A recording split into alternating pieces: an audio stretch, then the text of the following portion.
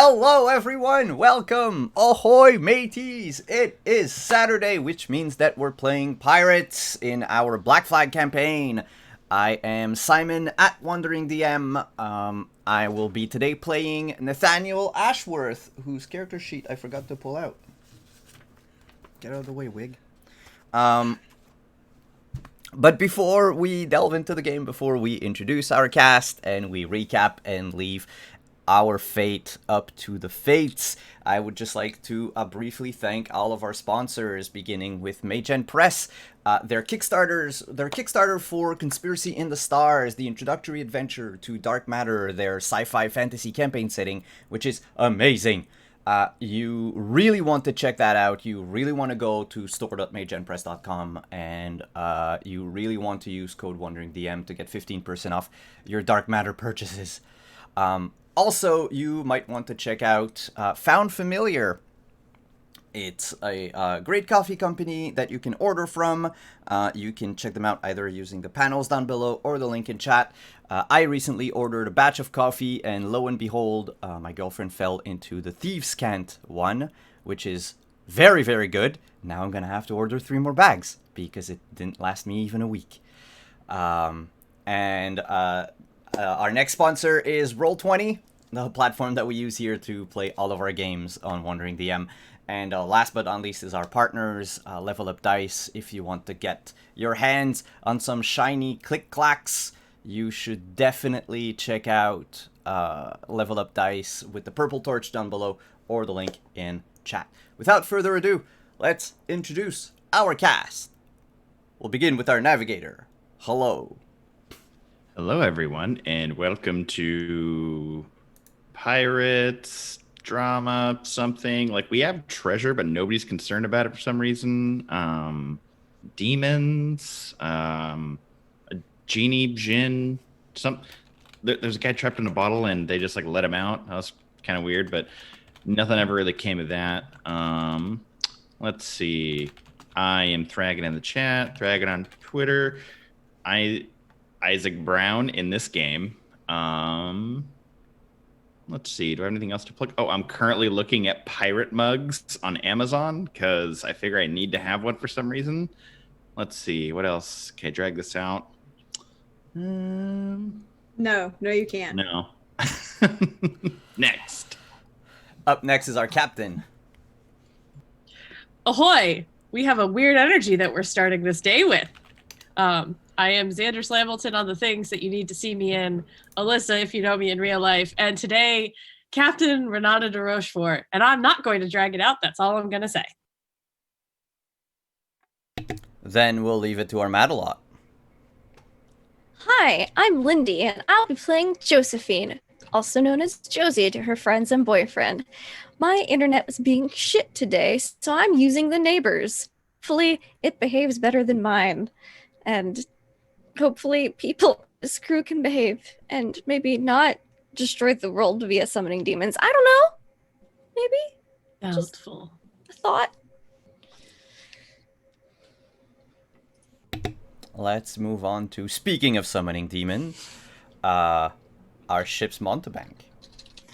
Hey, I'm Shauna, and I'm playing Corinne, the ship's witch, and maybe bad guy of the campaign. I don't know. I maybe want to sacrifice some of these people to free my demon lover. Who knows? Someone took my ring, and I'm pretty mad. And to tie all of these shenanigans in a nice little bow is the Fates. It's weird to like have a plural name, but Deirdre, hi. Hi, that's a great intro. Great segue. Welcome back, everyone. Welcome to more pirate shenanigans, or as we like to say for this season 2, it is Consequences the Adventure.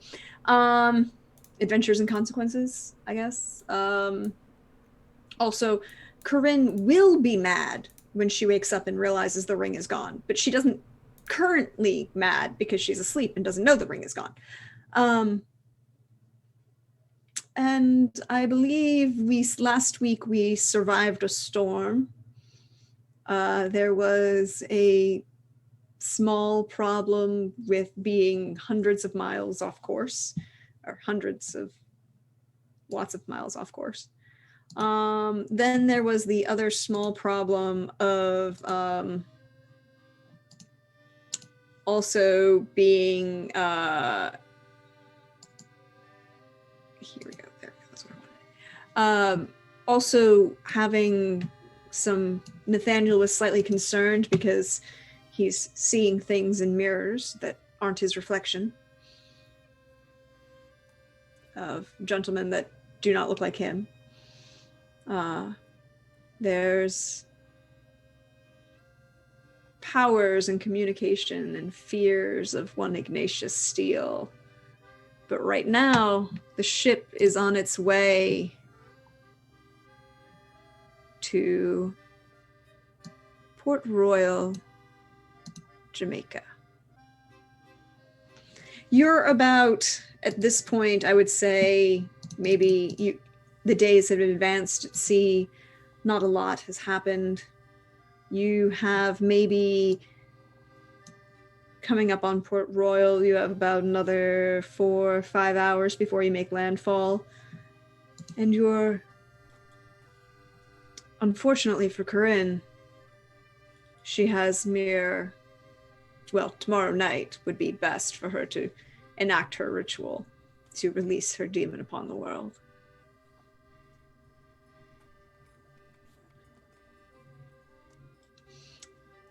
But we're going to start this morning with the captain, as Eddie knocks firmly on your door. Hi. Come in. Land's in sight, Captain. Thank you, Eddie. And he just leaves. Great. I think a slightly hungover, no more than usual captain is going to wake up, do a stretch, and finally make the hard conversation with Corinne. So she's gonna go try to wake up the Lady Haley.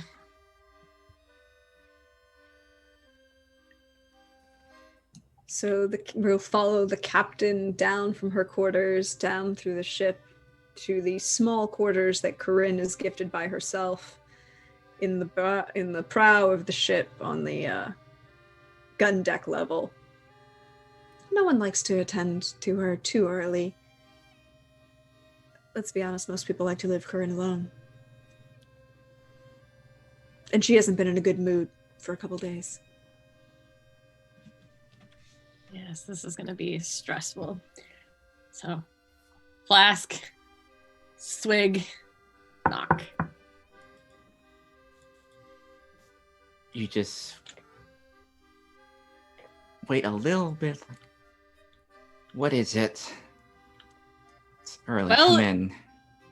Captain. Corinne, you seem thrilled to be awake. Land's Yes. approaching. I'm gonna shut the door and be like, so I want to.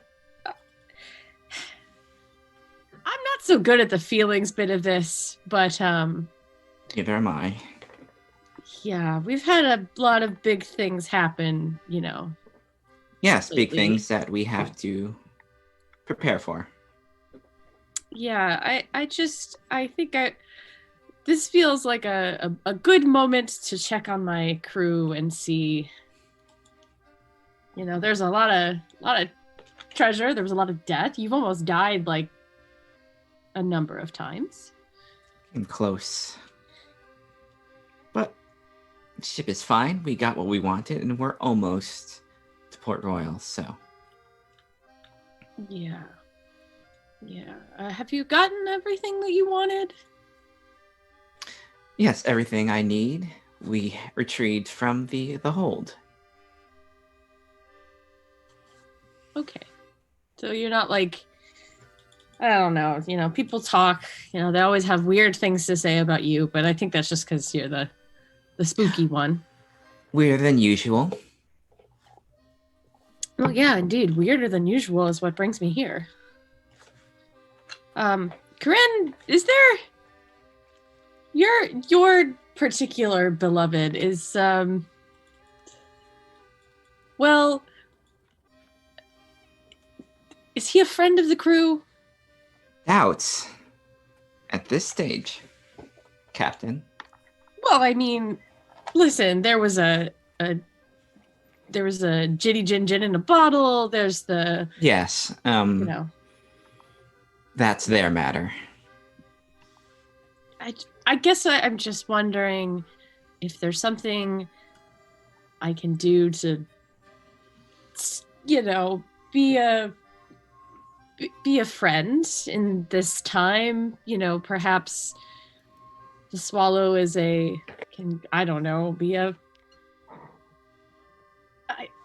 just say that a lot of people on this ship have a theory that you kind of want to turn the crew into, sacrificial lambs. She'll get very close with which people? Well, we have a big crew and it's a lot of people. I mean, I we don't can have think the of a biggest crew. few who would. How about, let's just say, a fair number of people, and your captain gets to decide if you know and don't know who they are. The point is, people are there are rumors going around, and frankly, I would rather hear it from the source, because while everybody else might be afraid of you, Corinne, I have always had a fondness for you, and I would rather have a level playing field, if you know what I mean. Mm-hmm. Yes, and what was it exactly that concerns you? Sacrifice of some sort? Is that what it was? Sacrifice of the crew, mostly. I don't really care if you get any John or Jane Doe off the street. I care more when it's my crew. Oh, the crew is safe. I just need a few of them for the ritual. But I will not deceive you and say that it will not require a ritual, a sacrifice of some sort. But we have that. And I don't think you have a sort of fondness for him. For your beloved? I don't know your beloved. No, the sacrifice. Captain's like calculating. Okay, which person are you sacrificing? All right, so that's real. You're really sacrificing somebody. Yes, my beloved requires some payment. He has been nothing but helpful. We would not have survived getting to that treasure, getting what we have, if it wasn't for him. Those two instances with the monster and with the ship in particular. I suppose we do owe your beloved. I guess, who are you going to sacrifice, Corinne?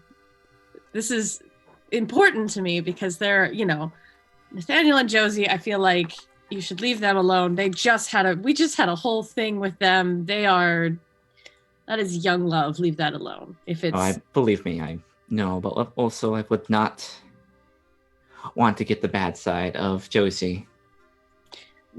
No, but I mean, is it Crazy Eddie? I mean, he's old, No, not Crazy Eddie. I would miss Crazy Eddie. Crazy Eddie's great for parties. No. If it's Steve, you should know that I full well intend on adopting that boy, and that is my son under my protection, and I will absolutely not stand for that.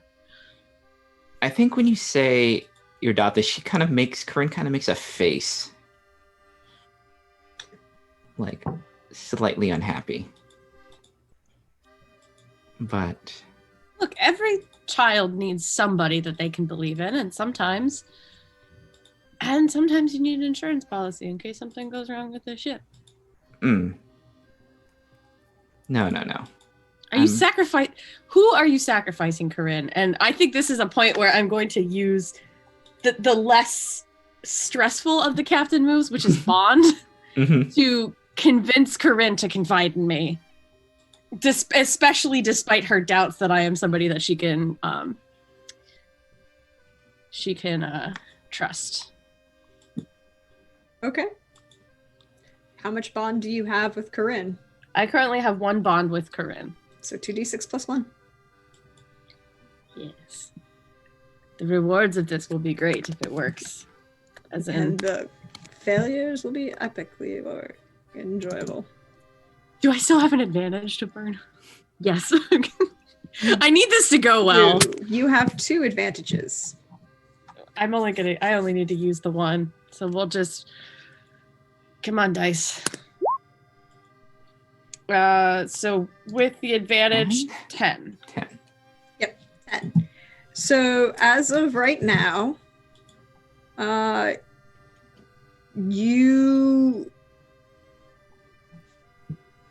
they can add,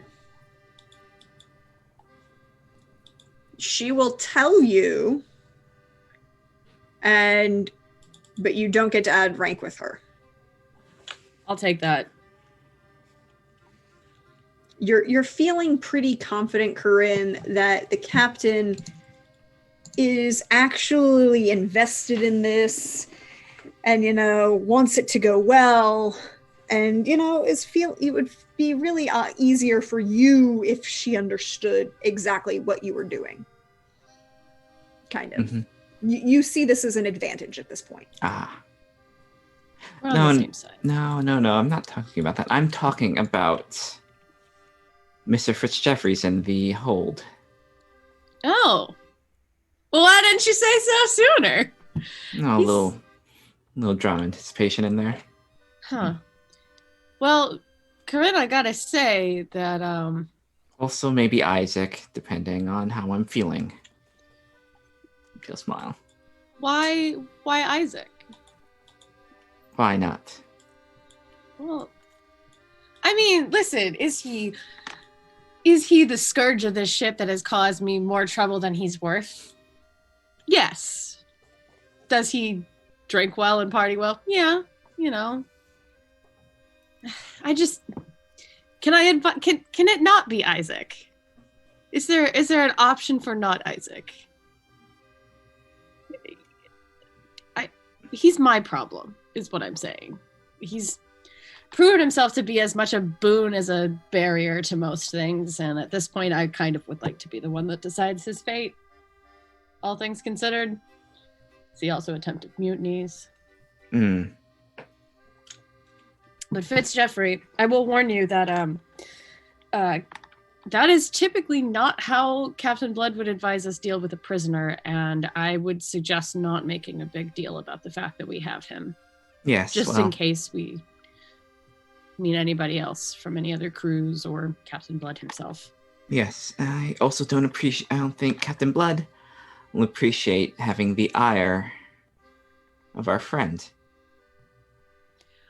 I'm sure Ignatius not. Steele. Because Oh, yeah, we should eventually tell him about that. But regardless, just Fitzjeffrey's yours. excellent. Just maybe leave Isaac out. He's still useful. That remains to be seen, I guess. He's useful to me. He did get our ship back on course. I will keep that in mind. And as a reminder that we will need every advantage that we get if we want to escape Ignatius Steele.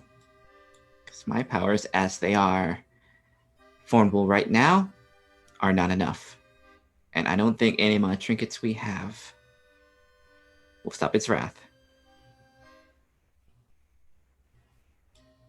Fair. Just in this matter, I'm fond of the people that dwell in this vessel. And I wouldn't want them to come to any more harm than has to happen. But trust me in this, what needs to be done must be done, or else we all perish or end up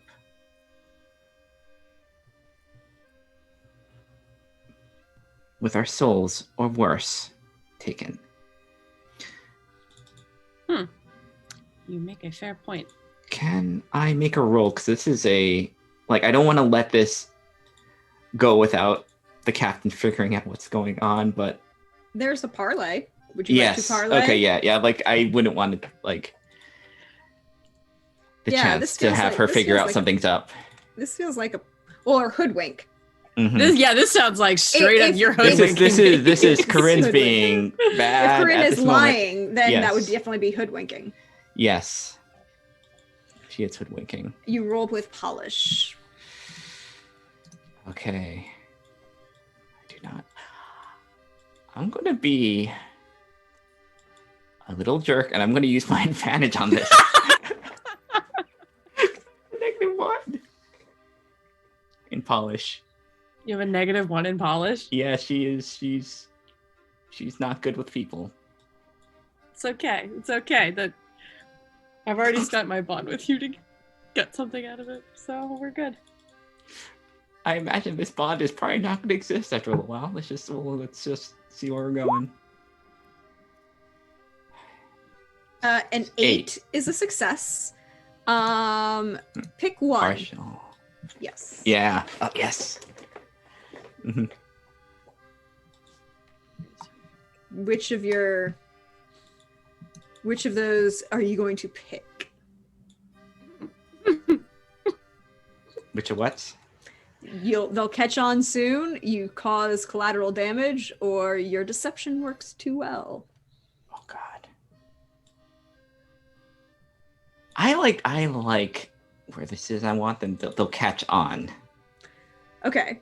So the way this works is for the moment in this sphere, the captain is convinced that the only person that you are actively going to sacrifice that is currently on this vessel is Roland Fitzgeoffrey, First Lieutenant in the Royal Navy, and minor noble.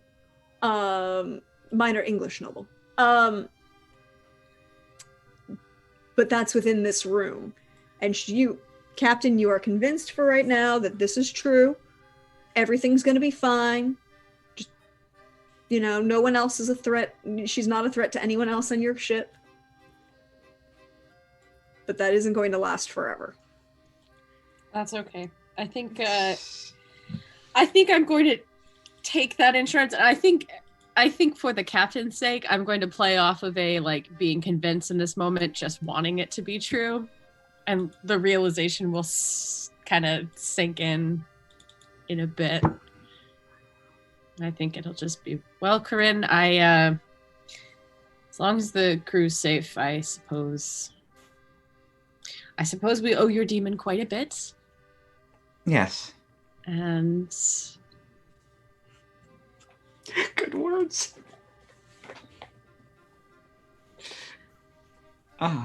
Yes, I have. As I said before, we're reaching land, and if I want to do this ritual and we want success. I have to get ready. I have everything here. And I think at that moment, when she says here, she reaches For the necklace? for the necklace. Oh, shit. And he's just like, she's been pleasant. She's been smiling as much as she can. She's as personable as she can be. And that just drops. Wait, something wrong? Where is it? And she gives out just the loudest, high pitched, scream you've heard from her. Where is what? She doesn't. Okay, I'm gonna be reckless here. I'm gonna use a bunch of my magic stuff right now, because she's mad. She's Okay, well. So I'm gonna roll on the small table for the magic and the big table, and I'm gonna use the 3 luck that I have. So you're going to spend all 3 luck. Yeah. Okay. So roll me So it's the dark magician, the 1 luck table, and the 2 luck table. And I have so 2 roll going. me 1d6. Roll me 2d6. Because you're spending the luck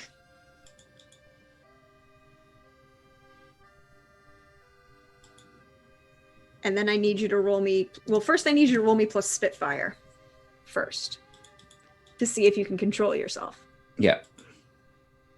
or do we just manifest your demon in the world? Oh no, we're not there yet. So you're trying. To We're control not there yourself. yet. It's So I need the 2d6 Yeah. to see if you can control your plus Spitfire to see if you can control yourself. Ooh, 8. yes, you can. Okay. Now roll me 2d6, one for the lower table, one for the higher table. Okay, just 1d6 per. Yep.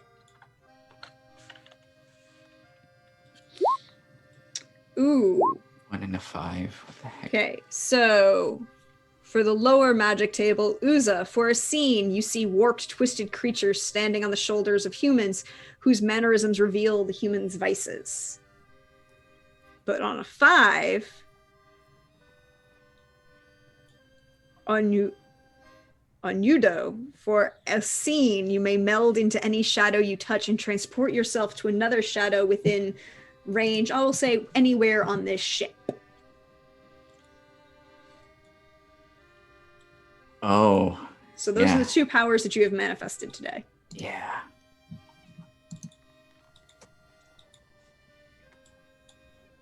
Sounds good. Okay, which one was that? The one. The one is you see mini demons that showcase off their vices, like in the ballroom, Mm-hmm. and the 5 is the transportation via shadow on this ship. Yeah, so you just see Corinne scream as she just like melts into a shadow and you just hear like further down the ship, where is it? Where is it? Just like she intends to tear this ship apart until she finds out who she thinks took this. All right. It's This is- loud. This is So- the time for the captain to exit and just Captain, what you see is Corinne reach for the necklace, scream, become distraught, which is a great word, and then just step back into the shadows in the back of the room and disappear. And then you hear more screaming around the ship in random places. But Corinne did not go by you beyond the door. yeah, I'm just going to slink out the door. Shut She her has- door. Yeah, this is a bad. Maybe walk to the helm and just try to keep a straight face, because I really don't think I probably didn't know that was what exactly Isaac's plan was to get Steve stealing the ring, but I certainly don't want to be around when she comes back. Yeah, I think you may have inferred that there was something that Isaac had Steve steal, because he did tell you that he was going to do that. Yeah, that's a safe inference. I still think I'm gonna go to the helm and just try to focus. We're gonna hit land soon. It's about to go down. So as the camera pulls back from Corinne's room as she's bouncing around the ship searching for this ring, we're going to pan the camera to Nathaniel's quarters. Nathaniel, what are you doing? That's a good question. I didn't think And much are you about it alone? until we got to Port Royal. And the other question is, are you alone? Well, Josie and I were together when at the end of last episode. Yes, but it's been a couple days, so I don't make assumptions. I mean, I think for the sake of interacting with someone, if you're okay with that, I'd be with Josie. And So you are definitely both awakened by the loud scream of Corinne, shouting, "Where is it?" Oh no, she's coming to murder us. She's looking for the murder weapon. Nathaniel! calm down, Josie. She's not. I'm sure. I'll go check it out. No, she'll kill you. Corinne's my friend, Josie. She's not gonna hurt me. But if it reassures you, I'll hand Josie my rapier. If she does kill me, avenge me with this. But don't you need this in case she tries to kill you? I have this, and I pull out pocketbook. Fair point. I'll sheath my rapier. I will definitely avenge you. For probably comedic sake, Nathaniel is not dressed at the moment. He's just in his like under things with his rapier, and will rush out of his quarters. I mean, shirts are optional on a pirate ship. Yes.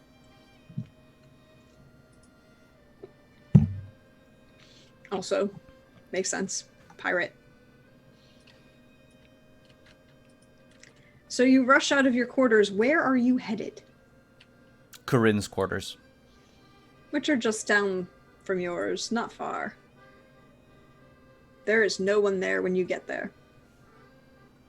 You see the figure of the captain leaving, going up the ladder, or up the stairs to above decks. I'll shout after the captain. Captain! Captain, what's going on? Hi, Nathaniel. Nice to see you. Corinne seems to have lost something and is very angry, and it's I don't know what happened, but I have a theory, and it's not a good one. Do you know what she lost? No, she just keeps shouting, "Where is it?" and reaches for her neck, so I assume it was like a necklace or something. I'm guessing, just a guess as a captain, it was something she got off the island that she really, really likes and is now missing. Okay, I thought she had lost her demon or something.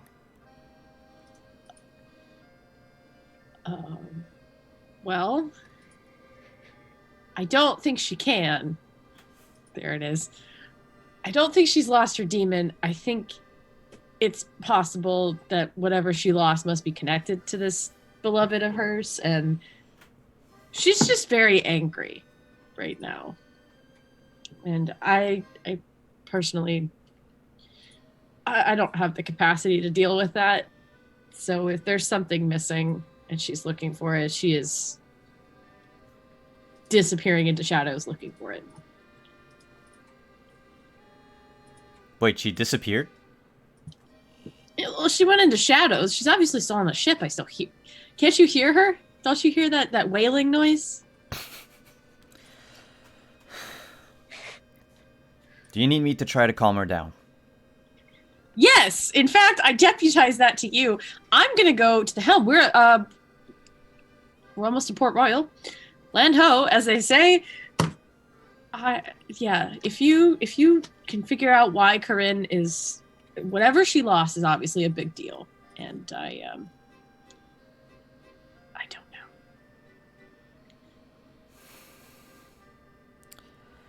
I will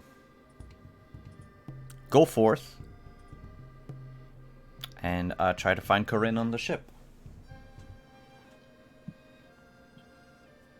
I mean, it's not hard to find Corinne. She's loud, and she's being not subtle, as she's bamfing through shadows, as they say. Full-on Nightcrawler moments here.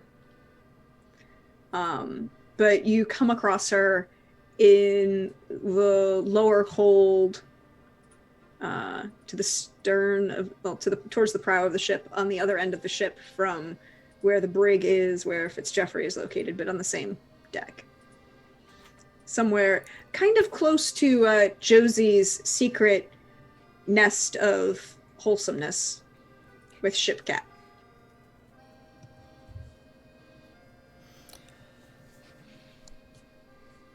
Again, I'll shout.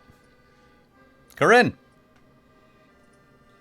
She's just like semi out of control. She is like she's.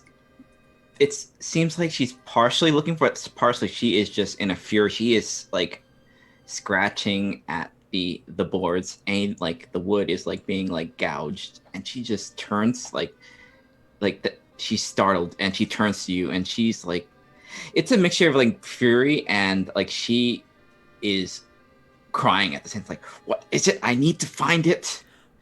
He has it. You must. What are you looking for? The ring.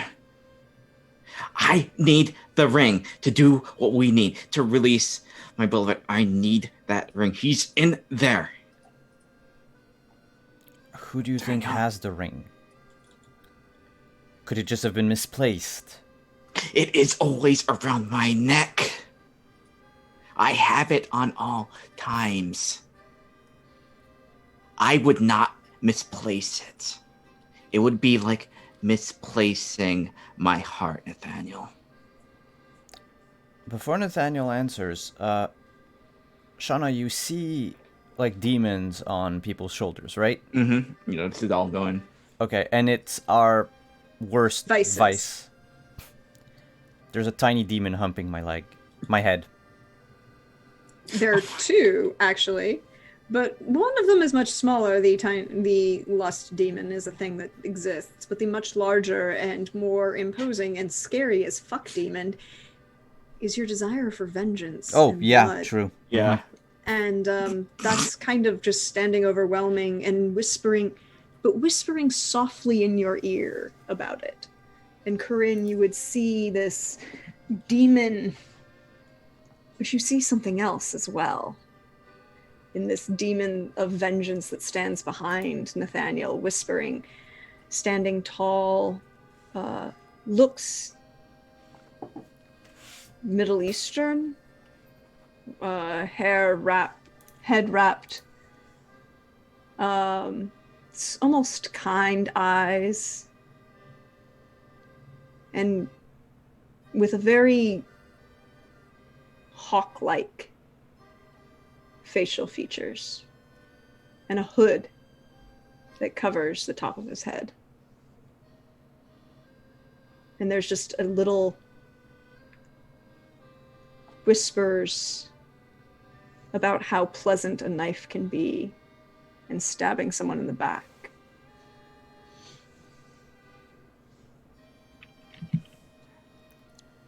I need to find it. Because if we don't, I don't release my beloved. And you, Josie, everyone will be dead.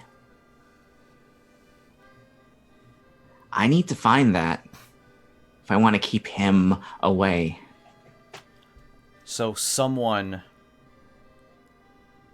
took your ring. Who Yes. Who on the ship would be stupid enough? You know. Isaac's had misgivings about this whole thing.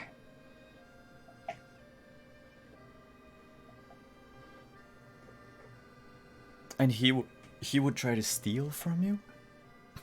He's the only other one that I let in knowing about the ritual. I think she stupidly protects freedom over his safety. No, I mean, in You his can't defense, his safety probably comes first. The same thing for everyone. You can't do anything if you're in the grave or in a bottle like that friend of yours. Okay. If I don't find this, I will tear this ship from board to board, and I'll find some other way. I'll go talk to Isaac. We will talk to Isaac.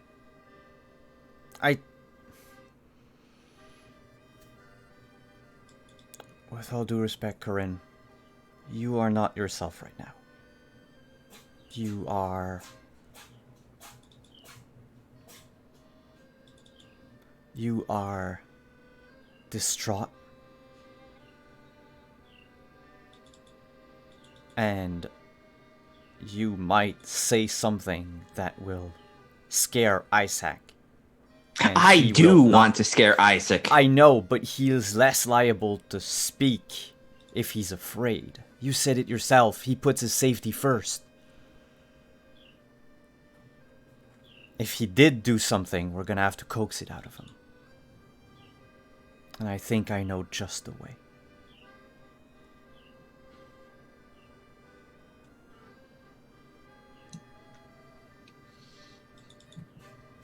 You just see her just stare at you. You have as much to lose as I do. I know that. We are friends, and I know you'll do what needs to be done. But I need to find that soon.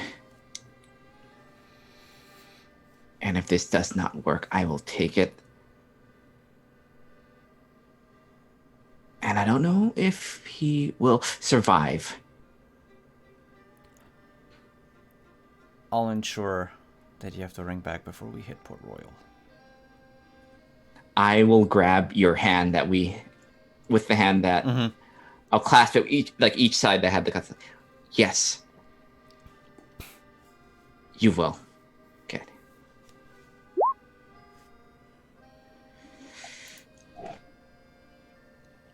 Nathaniel, your hand burns as she holds it. I stifle any sound that I would make.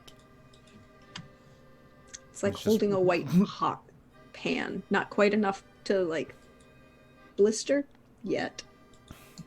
I'll find it. Yes. I know you will. Just remember, you may not see him, but he watches and knows. She leans against the but I'm still weak. And I still need to make the preparations. I'll give you this time. But if he is unwilling, I will let him find it. And she'll disappear back into the shadows.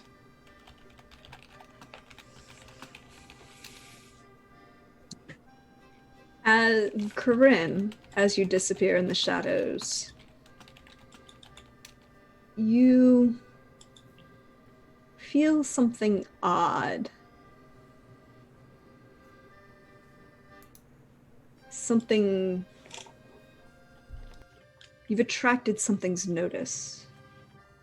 Not your beloved, you're used to him watching, and the feel of his gaze upon you, the weight and anticipation of that gaze. This is someone else.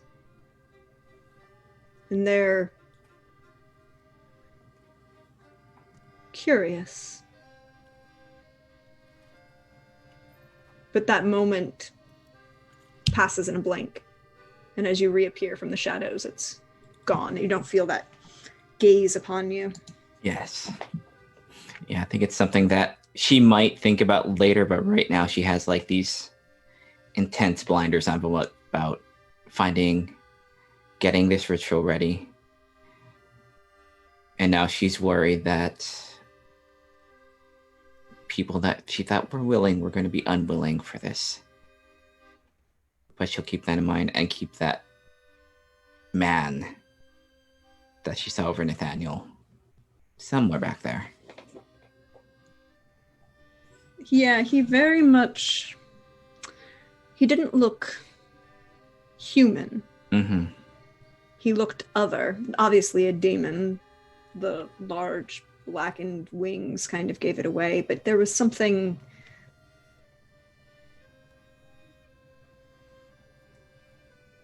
more, I guess,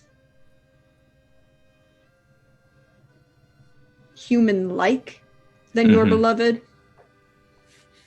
Something almost speaking of mortality, but not. Ah. So we're going to pan the camera to Josephine. Because Nathaniel got up at the shouting of Corinne, ran out of the room without his shirt on, and left you alone. Mm-hmm. And you can still hear Corinne yelling, and then you hear it stop. Okay, she's either murdered him or he's murdered her. I suppose there might be a third alternative, but I don't think it's terribly likely. Hopefully it's the latter.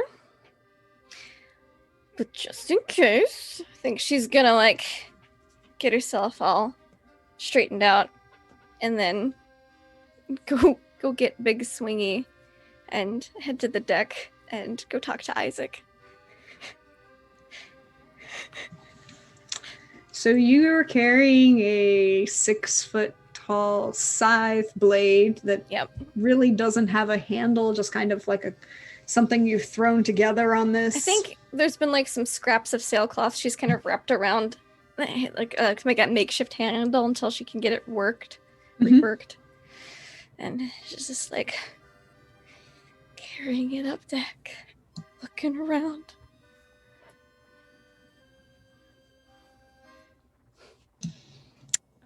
You would see the captain getting to the helm, and Isaac kind of.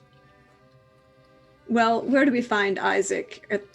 What kind of state is he currently in? And this is the morning after Steve stole the ring.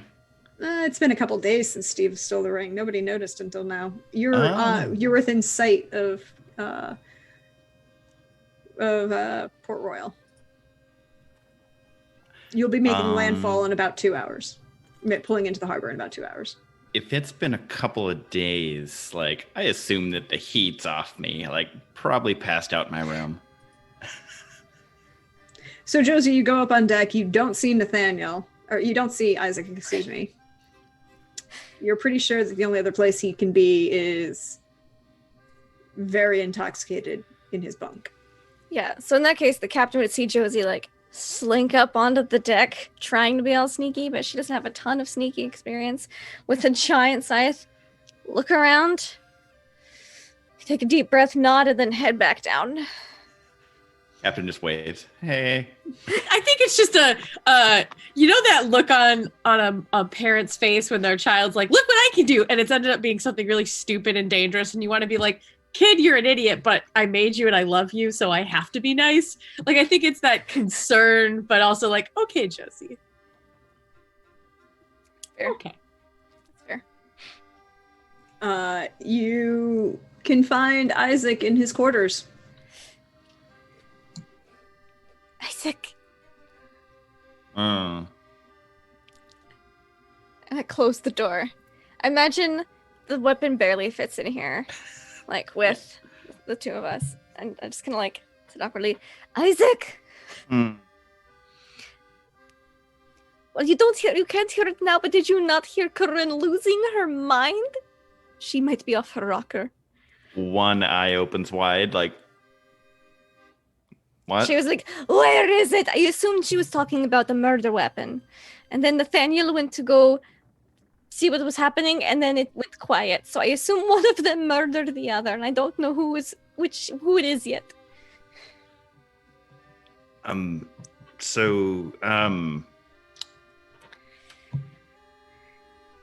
Okay, so she knows. Josie, Yes. I have something to confess. Okay. So I'm not a priest. No. Too many things for that. So Corinne was planning to release her shadow boyfriend, the demon, The demon. and then she told me that they were going to you know, basically like turn the world into darkness, like Very bad things. Very bad Yeah. demon witchcraft things, yes. basically all the terrible things you've heard probably gonna happen. And I was like, Corinne, that's probably not cool. And she was like, I don't care. I'm totally in love. And I was like, Corinne, please don't do this. And she was like, but I got to. And I was like, no, Corinne, please don't. She was like, oh my goodness, like Isaac, like please don't say anything. And I was like, okay. And then now I'm breaking that promise. So I knew she had a thing that she needed to summon the thing. And then I had an anonymous person steal the thing, and I have the thing on me Okay. right now. Well, we are promise buddies, like secret buddies, so I won't tell that you told. I'm fairly certain she's going to murder me. I can't let her murder you. You're like my best friend. And I value our friendship a lot, Josie. I I saved your need- life that one time. You actually murdered somebody for me. I did. They were going to murder you, and I didn't let it happen. I won't let it happen. So somehow I need to get to the city. Well, we're almost there. Do you 2 need me to hours sneak you off is the a ship? very long time to hide aboard a ship. Okay. We could Maybe. put you in the barrel and tie a rope around it and drag it behind the ship, because then we could say, Isaac's not on the ship, and it would be true. What if they just cut the rope and I drift away? Okay, maybe not that plan. We could hide you in a barrel, Mm-hmm.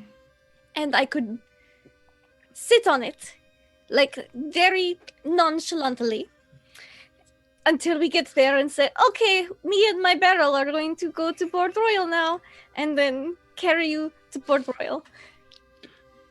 That is the I'm not as heavy as I used to be. But best, worst plan I've ever heard. okay. I could hide you in a barrel next to my nest. I mean, my secret hiding place. You have a nest? It's not, I mean, birds make nests, and I'm not a bird, but it looked very cozy, so I kind of made one. In the storage. I need to see the captain. Do you want me to put you in a barrel and roll you to the captain? Captain's on deck. You know what? That actually might be a good idea, Josie. I'll go climb in a barrel and you can take me to her. And I'll Okay. just speak through the barrel to her. Mm-hmm. I'll get one with that had some water in it, so we can pull the cork out. You can pull the cork out and talk through the hole. Preferably leave the cork off so I can breathe. Okay. Oh, that is a good point. Mm-hmm. So, and then I'll just roll up more barrels to make it look like I'm making a barrel pile. Yes. Yes, you can hide. This checks They out. have to check so many barrels. And I will get some barrels. I climb into a barrel. I need you both to roll me hoodwink. Okay, so I'm helping him out here.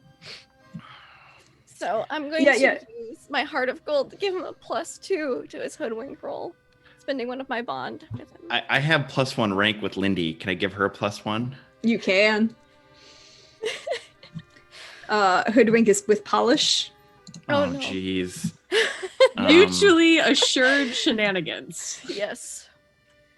Let's see. Okay, so I'm at a 0 now. Yeah, I don't have let's any see. advantages, do I? No, I do not. No, you do not. The only people who have advantages left are Isaac and the captain. Ooh, I'm gonna use that advantage. Didn't realize how many of us had polish as our We're bad very stat. poor polish. I don't know what's wrong with you. I have a +2 to polish, so I don't know what's wrong with all of y'all. All right, Yeah, I'm gonna same. use my advantage on this. Blood. Okay, so roll 3d6 and take the two highest. So 10. Do I want to activate my luck for this? Methinks I do. Yes. I'm going to just give a good stretch before rolling up all these barrels, and I'm going to activate my tattoo to give me 2 luck for a scene. In the scene, and so yeah, I'm gonna spend some of that luck.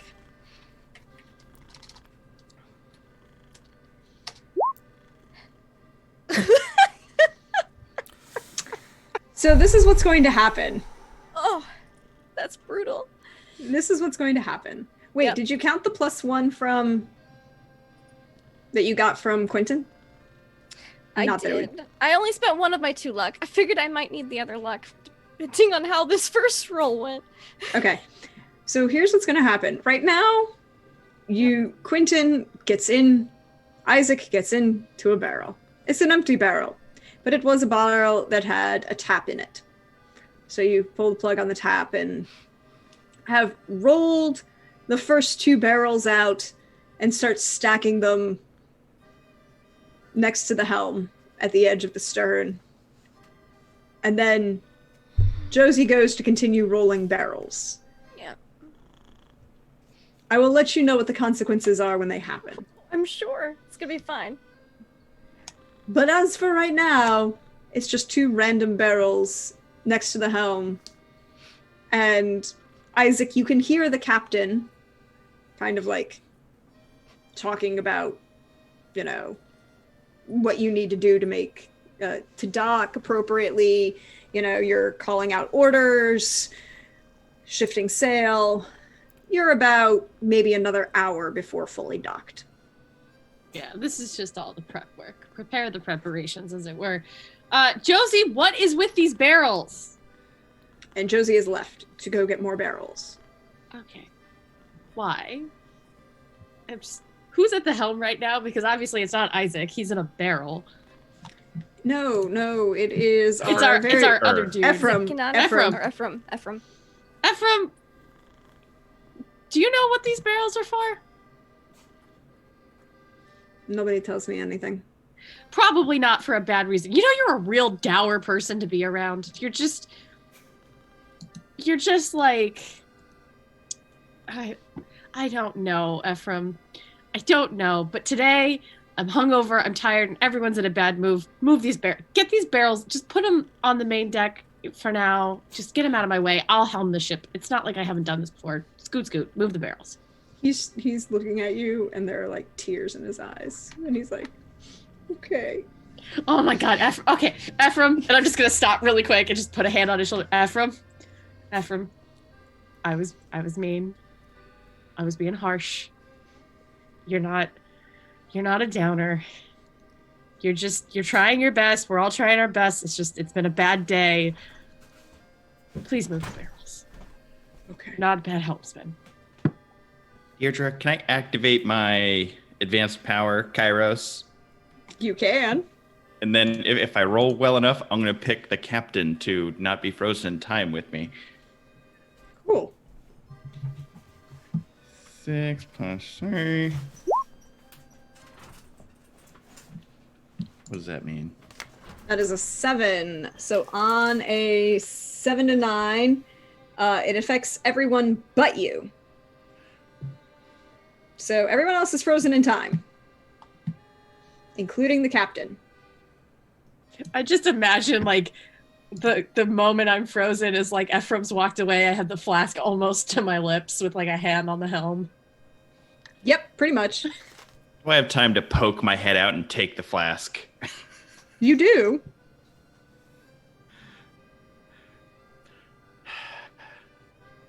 That's all I got. I just poke my head out. It's on your side. So you poke that. You're just leaving the time just long enough to take the captain's flask. Yeah, that's all I got. That's all I can do in a minute. So the time restarts. Captain, you go to finish your swig and Hey, what the hell? Captain. Psst. Psst. Isaac, are you in a barrel? Be quiet. I think Corinne knows that I did a bad thing.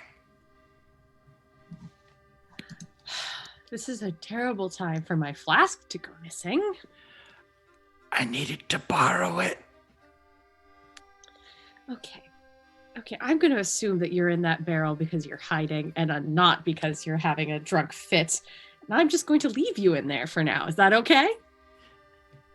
Yes, that's perfectly okay. Don't let them move the barrels. Oh, okay. Ephraim, you can leave this barrel. It's fine. I'll just use it I'll just prop my foot up on it. It's a foot stand. Ephraim kind of looks at you slightly askance, but rolls with it. I Got do nothing appreciate this, Captain. Just keep quiet for now. Just make it 2 favors. At this point, Josie comes back with another 2 barrels. Josie, explain the barrels. I am making a barrel pile for when we get to Port Royal, and then I'm going to move the barrels into Port Royal so that I can use them to fill things up with things that I buy there. Okay, but why are you bringing them on deck? We're a good bit of time before we get... Because I want to be prepared, Captain. Yes, good, great. Like If a these- staging area for my barrels. Okay, Josie. That way, soon as we soon as we arrive in Port Royal, my brain's not here today. I can just take my barrels and go. Ah, okay. Just make sure it doesn't get in the way of the crew, I guess. No, I'm making sure they're stacked up right here, out of the way, right next to the exit plank. Captain, it's when she says that, combined with Isaac willingly hiding in a barrel, that you kind of go through your thought process and realize you're pretty sure Corinne lied out her ass to you, and probably wishes to sacrifice certain members of your crew. And that 2 of those members of your crew know this and are trying to avoid getting sacrificed. Great. Great. I think this is a moment of the captain just fully steel grip on the helm, just... Well, I guess... Don't mind me in my barrels, Captain. No, Josie. In fact, perhaps I will help you with your barrels when we get to shore. Wow, Captain, that's so nice of you. Yes. Yes. Very nice of me. I'm doing this much too sober. I'm just going to keep at the helm, keep focused, and make a note to talk to Nathaniel to myself. And once I move up a couple more barrels, make like a nice little group of barrels. Like I can imagine we offload empty barrels to reload on water and stuff when we get to port. So it's kind of like making that pile just early. She's gonna sit on deck with a whetstone and just sharpen the bladed edge of her scythe, waiting for the survivor of the death duel between Nathaniel and Corinne to appear. Where is Nathaniel? Scouring the ship to try to find Isaac. You haven't found him.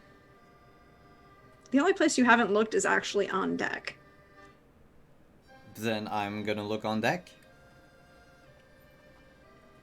He's not there, but Josie is vigorously sharpening her giant scythe blade. The captain is standing next to an odd pile of barrels at the helm, but they look intentional and no one's moved them, so they're probably supposed to be there.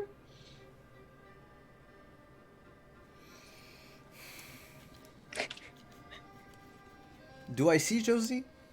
Yes, she's got a very big blade that she's sharpening on the middle of the deck.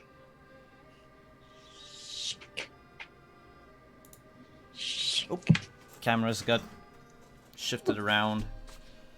No, I'm Isaac. Josie, Haha. Josie, have you seen Isaac anywhere? I look. I don't see him. Shh. But I'm so glad you survived. How was the fight with Corinne?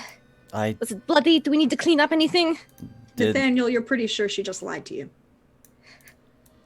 Like I said, that hoodwink was going to come back to you. Uh-huh.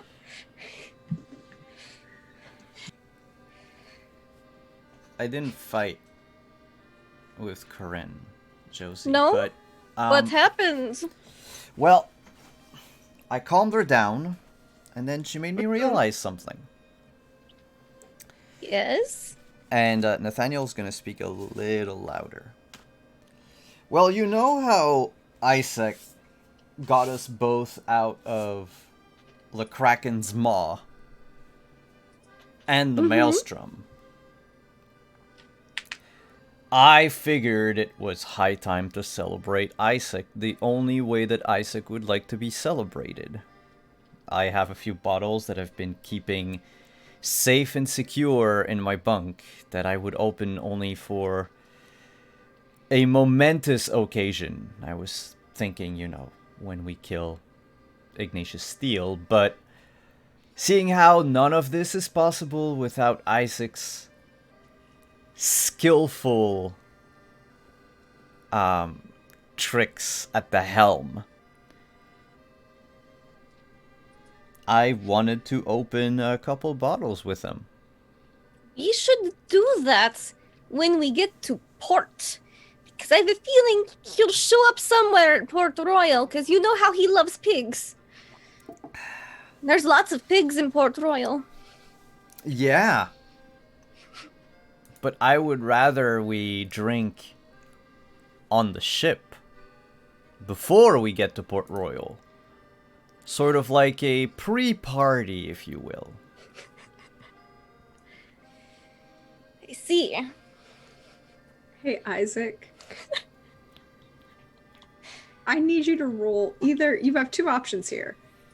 You may roll stand your ground to resist your innate vice of alcohol. Or you may choose to not resist at all. Ooh. But there are a couple barrels staggered around you, and the captain's kind of sitting on you.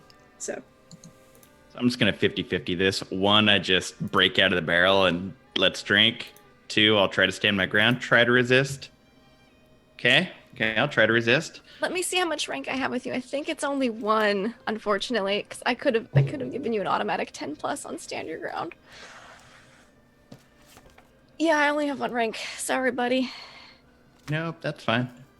I will burn my rank with Isaac to give him a -1.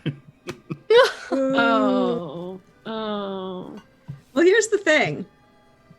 He has to use bond with someone relevant and explain how they are helping him overcome this scene.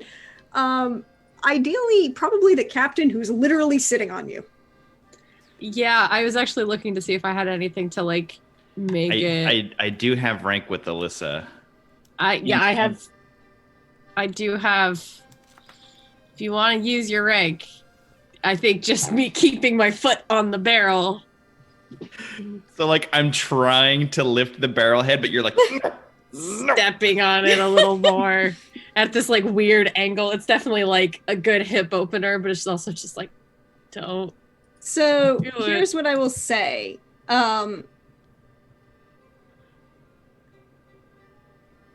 Simon, I would usually allow you to spend that rank to spend that -1, Mm-hmm. but because stand your ground is only rolling plus bond with someone, Oh, okay.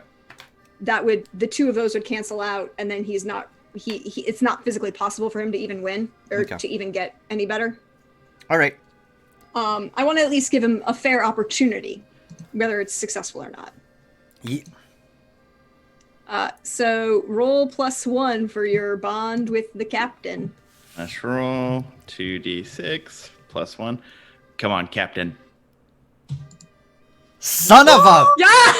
Whoa! I gotta say, this is a whole character turn for Isaac listening to the captain. I will Captain's say, boot is too strong. I will say that you resist the siren song of really great alcohol. Oh, my mouth is watering. You do have the captain's flask. Maybe that's what tides you over. You're just sipping that. Yeah, It's you're not sipping the bad captain's alcohol. flask. There's Mhm. some good rum in that flask. So you are sipping out you're like, you hear this and you take a swig of the flask and sigh.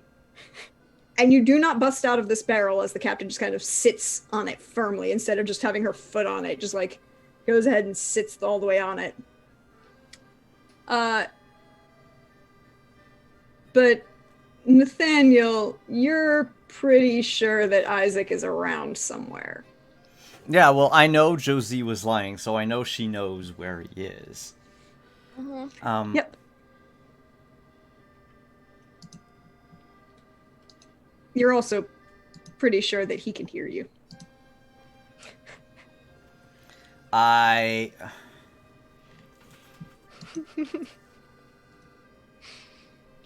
You know what, Josie? And the captain's there too, right? Oh, Yes. Yeah, I'm trying to mostly focus on keeping the ship. Captain's You know. sitting on a barrel. Everybody in a- but the in a pile problem. of barrels. Oh, and yeah. I've got a giant scythe.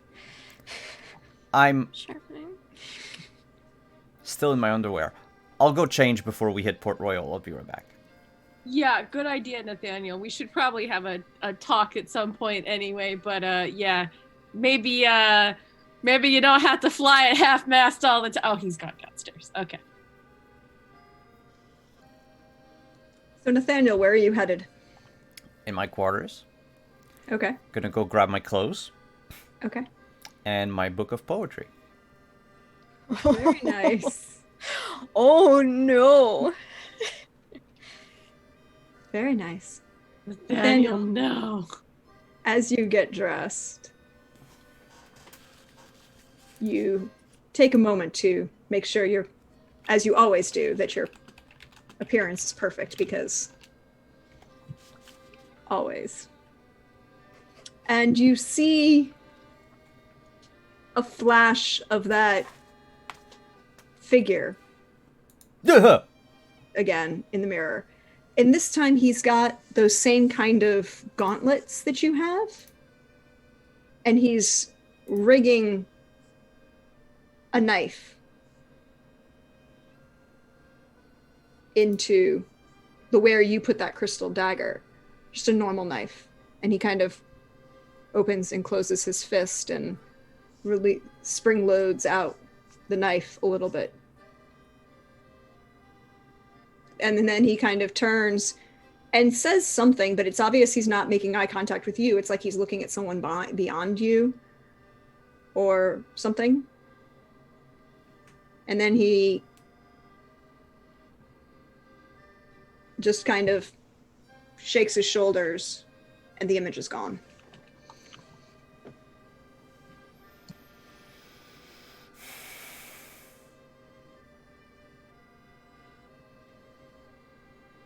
Okay. That's weird. I will, still grab my clothes.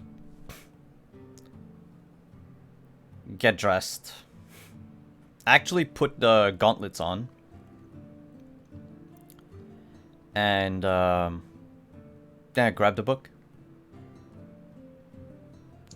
You have your book of poetry and your gauntlets. Where are you headed? Back onto the deck where all the barrels are. Corinne, where are you during all of this?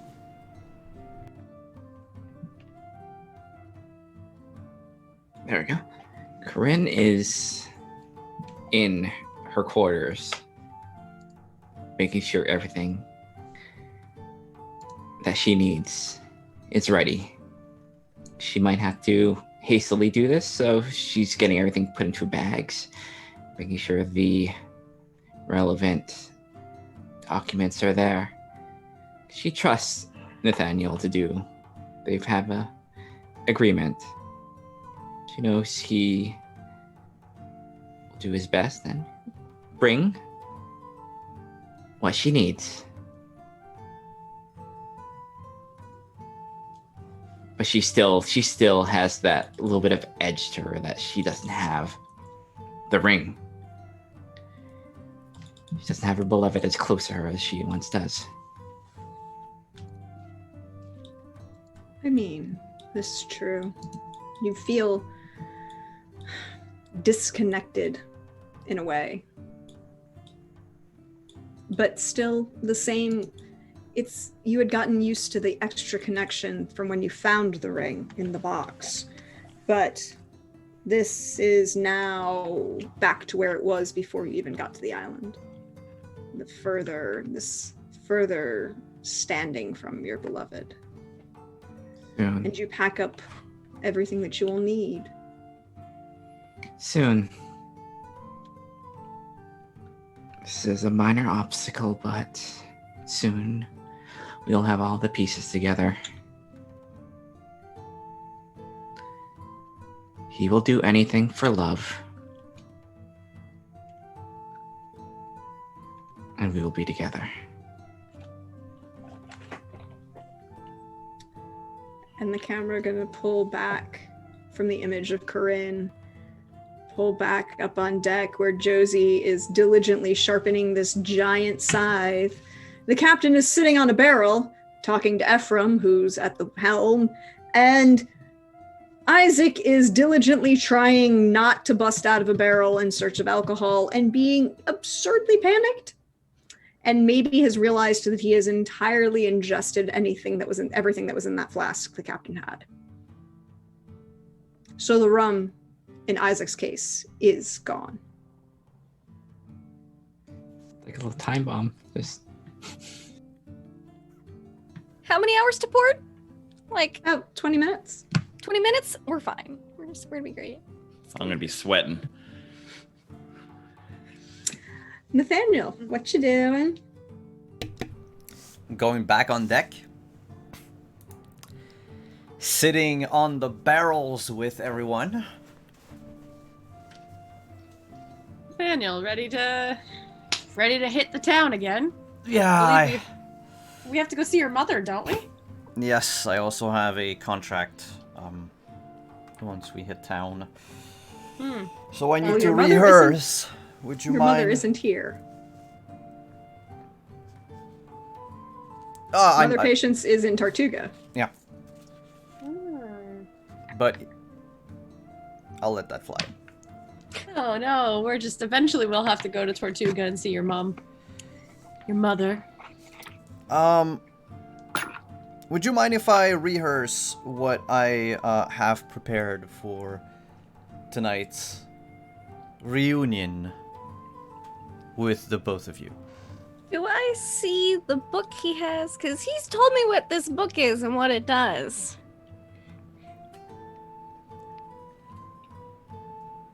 Yes. You have a poem that you're reading for a reunion? Sounds... Nathaniel, why do you want to mind control someone at a reunion?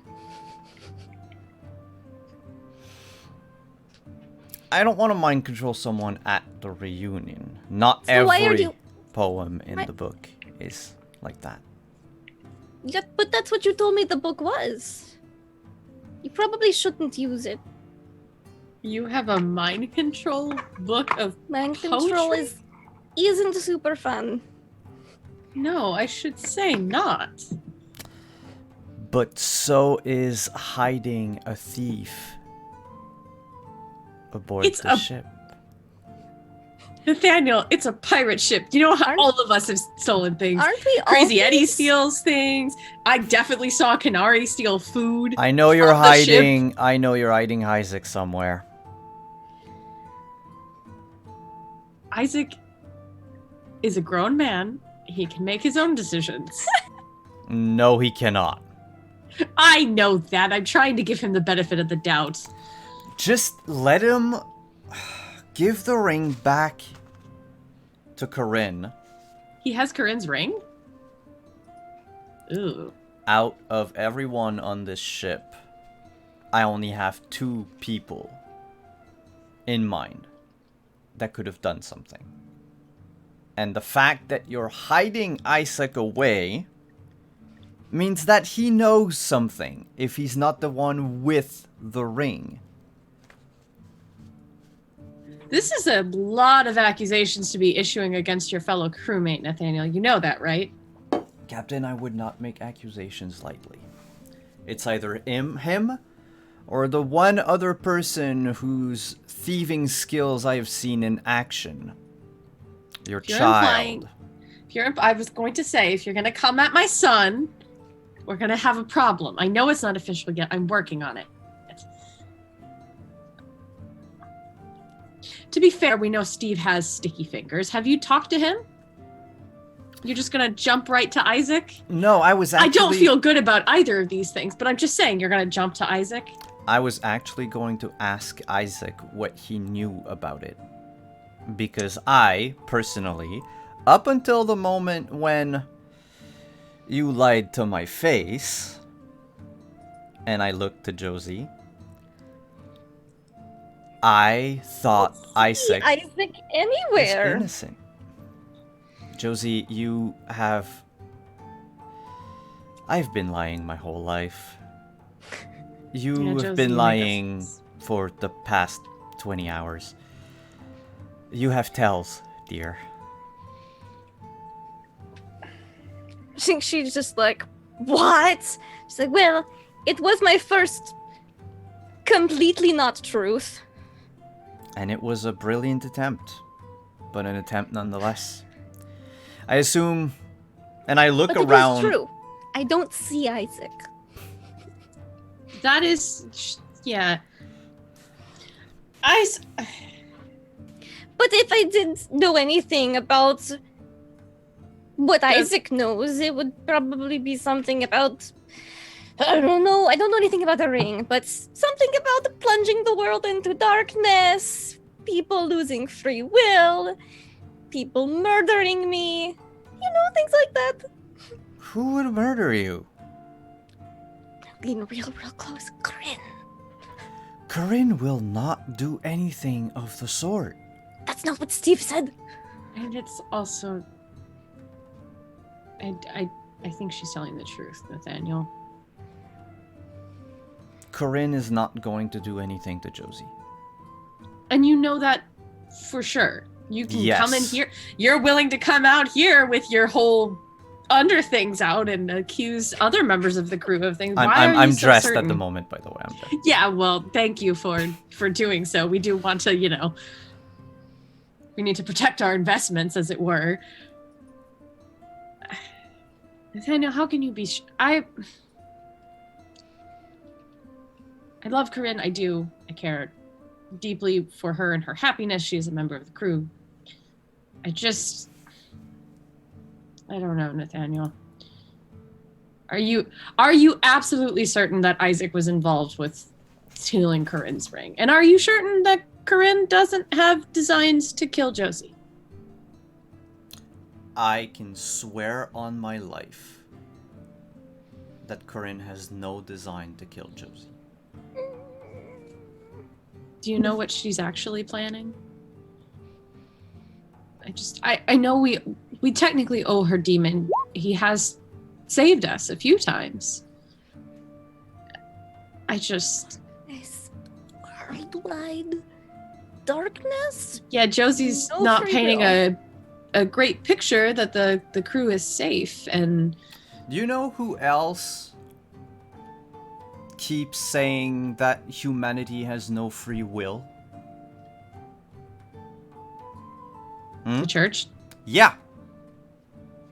They've already given up on their free will.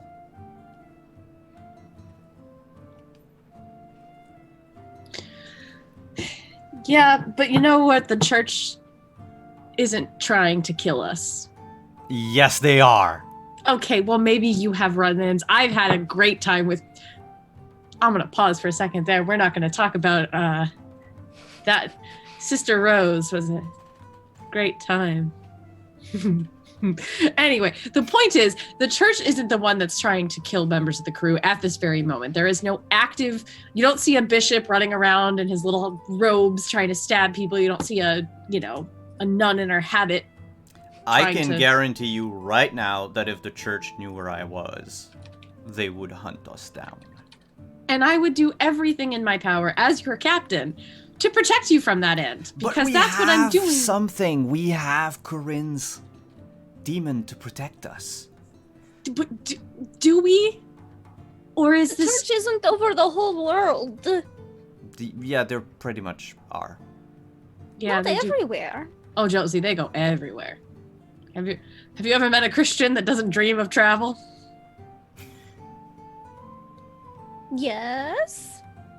They are mostly nuns. We'll talk about that one day. Nathaniel, I want to trust that this demon is on our side, but I wonder if that's the truth. And if we've bitten off more than we can chew by accepting favors from this demon. So me releasing strange creatures from bottles and stuff like that is okay, but Corinne doing the same is not.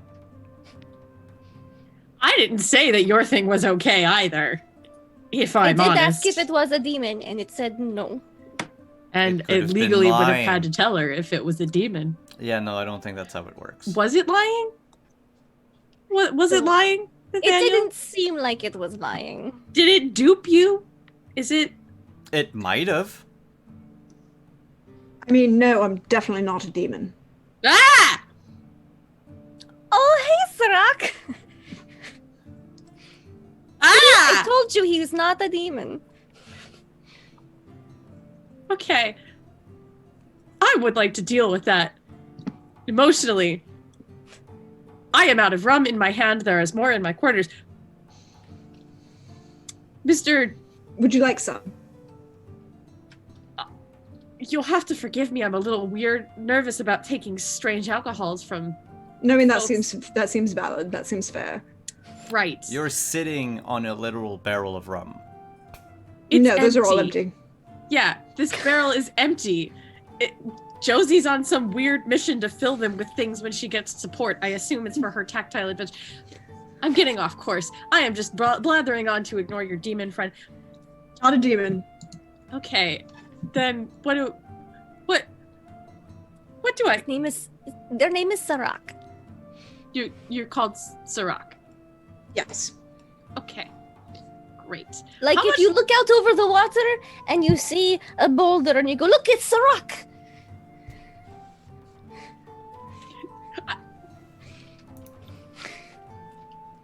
God damn it. How much longer until we get to Port Royal at this point?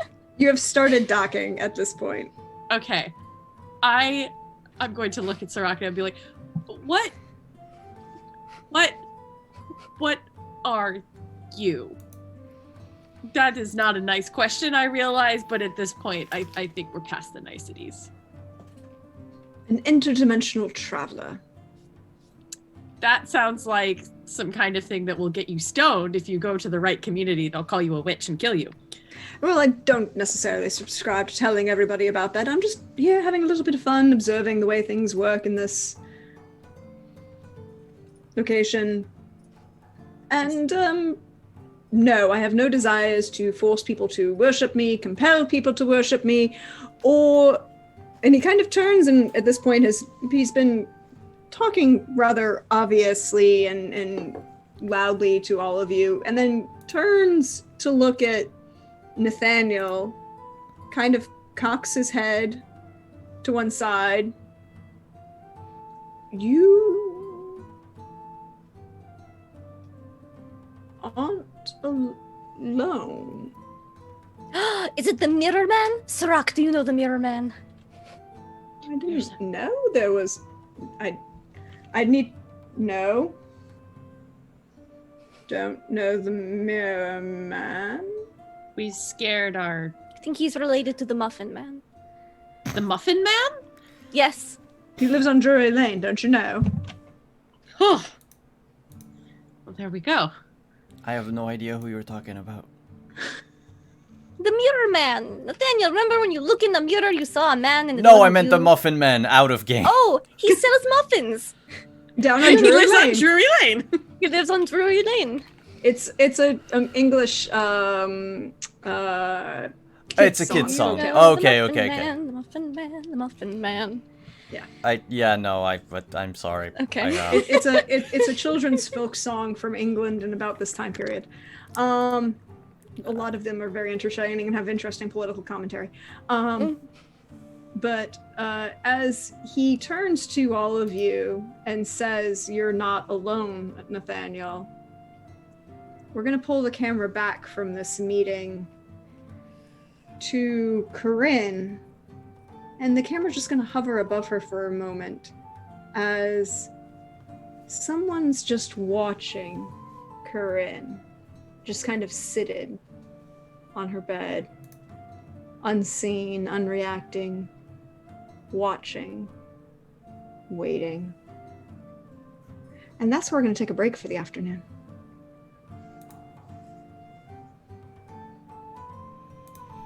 All right, everyone, come back in a few minutes. Stretch, grab a drink, grab a snack, and we will be right back.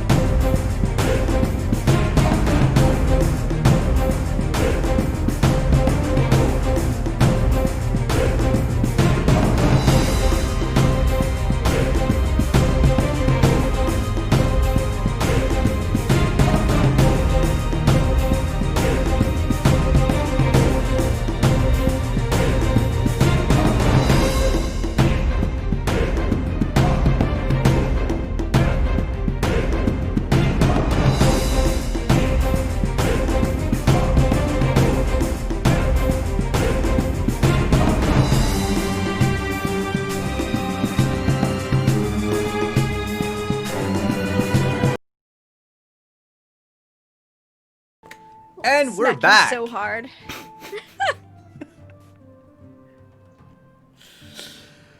Welcome back. What's up, chat? Well, it's Um, better than what it could have been coming back on. I'm just saying that. That's fair. That's Yeah. also fair. That is a thing that is true.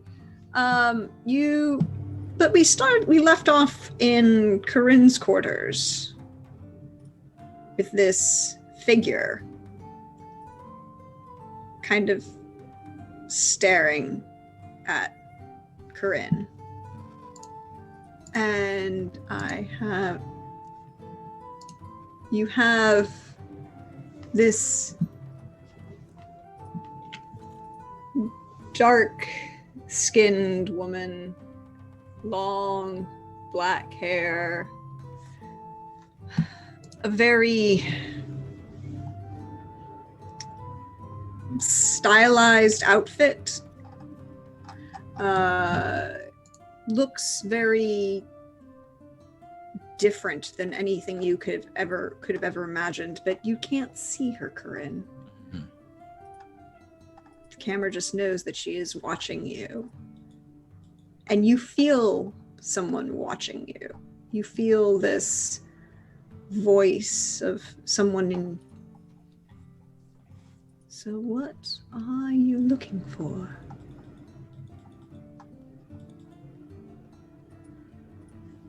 She'll look. I thought I was alone. Or at least I know who is here. But now I don't. Hmm. Who are you? I have many names. But why are you here? And you see this woman kind of appear as she's seated on your bed. Again, dark skin, long black hair, high cheekbones. For those of you playing at home, picture Zoe Salanda. And in this long kind of chiffon wrap of blue, powder blue that looks somehow almost ancient, like replicas of what you would have seen when you were in England and studying, Greek and Roman stories. And she just smiles at you and goes, "Well, why are you here? You look agitated." It's not. I wouldn't say I'm surprised, but you're not the one that I would have thought appeared. Were you expecting someone else? Yes, my beloved. Your beloved. Who is that? My love. And you asked why I'm here. So that we can be together.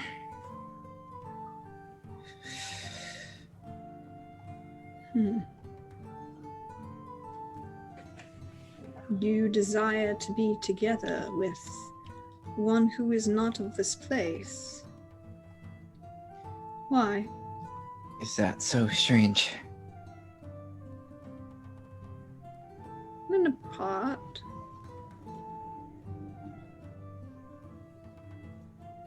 Rather such, yes. He has been with me for years. He saved my life. It's been my one constant through my life. The only one. So he is constant. Is he faithful? She'll pause. Ah.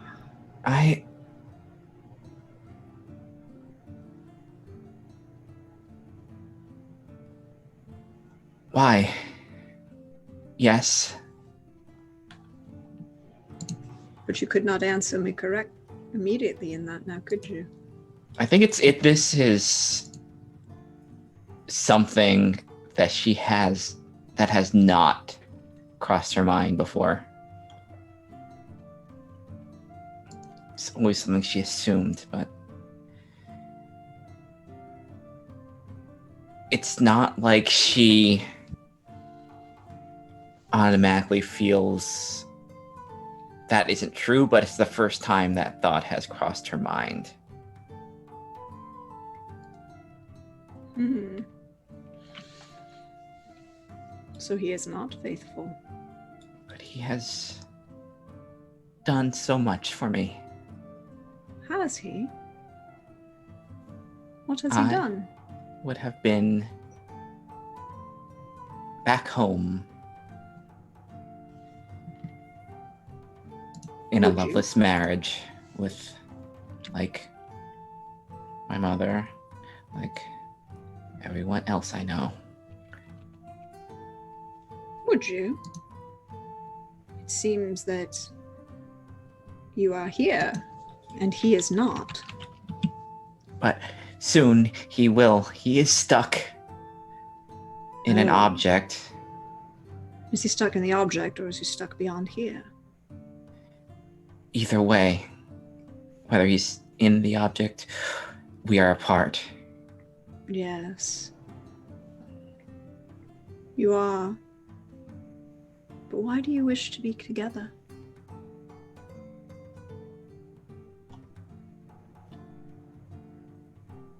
Because I need him. Why? What does he grant you? What do you have that you could not get by your own? And at that, she kind of stands up slightly and offers you a hand, as if to Mhm. like kind of invite you to sit with her. Hmm. That kind of very polite. Yeah. I think there's a little bit of like that front that Corinne puts up is kind of breaking a little bit. She likes to put on this very assured facade. Like, it's part of her, but it's something that she is aware that she needs to kind of put up for others. She's aware that she's noble. She's aware that she is young and that she needs to use every advantage to keep herself safe and needed. Because no one wants an unsure teenager around.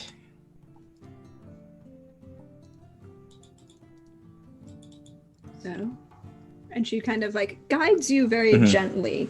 There's something warm, but not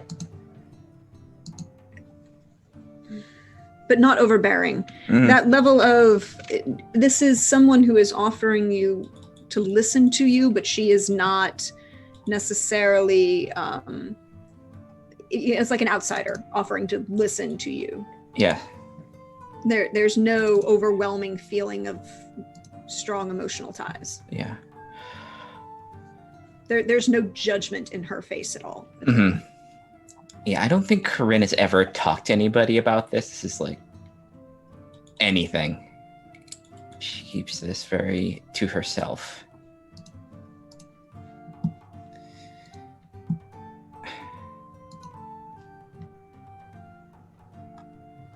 Why are you here?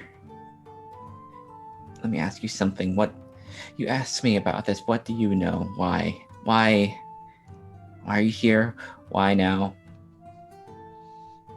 Why the No questions? questions, because I do not have answers. That is how one gains answers. If one is not sure, one asks questions. As for why, you dabble, don't you? Yes. And you dabbled and made with something that you did not know. And that meant that there was I had no other Conduit. choice. Yes. One should always be careful with one whom one shares blood. Sometimes it leaves things open, particularly if you don't know what you're doing at the time. Nathaniel? What's this have to do with him? Him? Nothing really, merely his bloodline. It's useful. The man in the mirror, the hood. That. Yes. But I have no choice. Why not?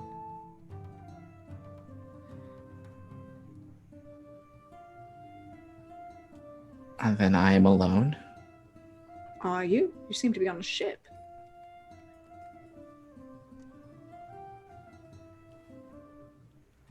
But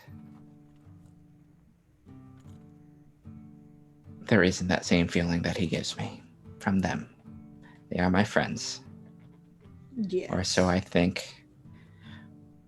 Seeing what I am doing.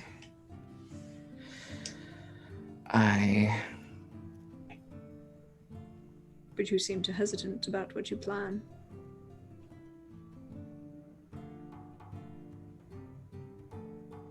Yeah, yes.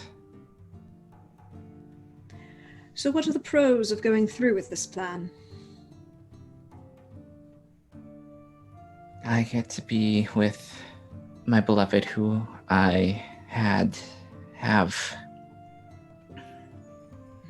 the center of my world for, well, half a decade.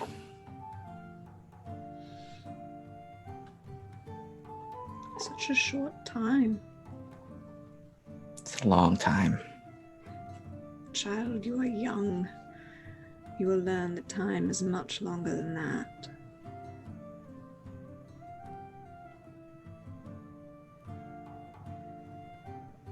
But what option do I have? I have nothing. If I do not go through with this, I have no love. I have no power. I am useless. You have... Why do you say that you are useless or you have no power? You are here, are you not? You are on this vessel. Others must value you. What a... There are others you say who are your friends. What will happen to them in your beloved's dream world? Some will die. Some will still be here and serve, I guess. But will they be your friends anymore? I thought... so sure that that was enough. Didn't need them. At least... I don't.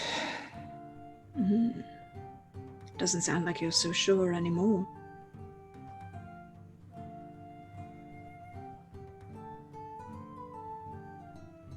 Once you come to the edge, what you do...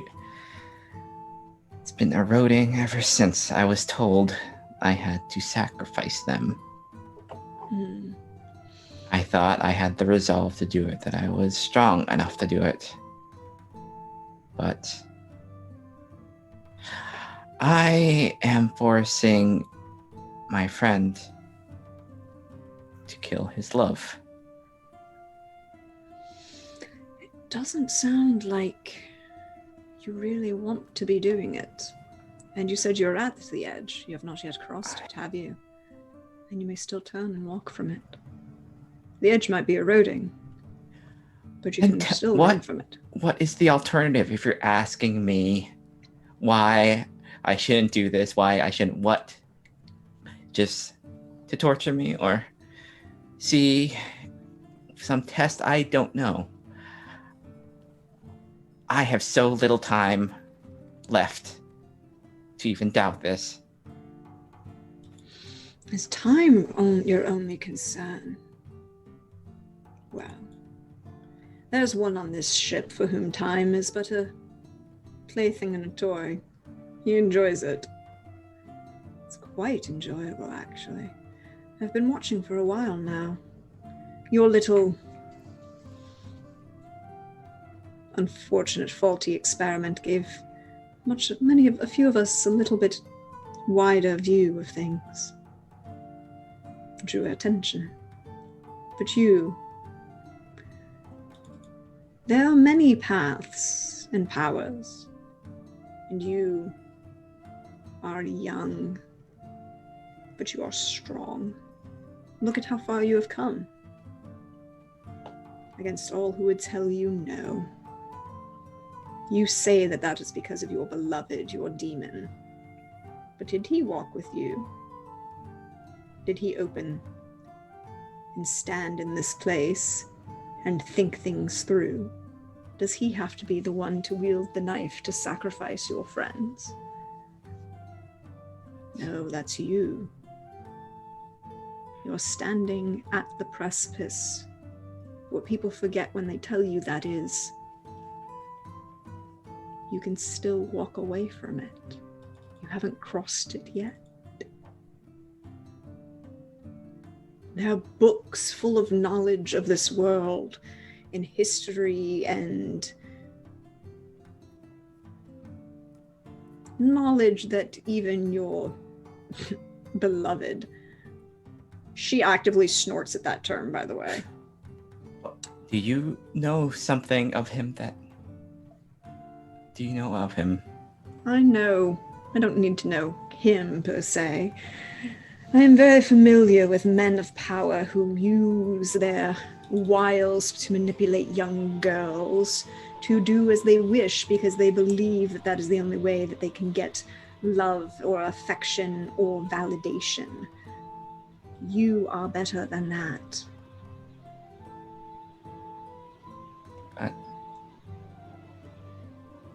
I love him. Do you? Or do you fear him?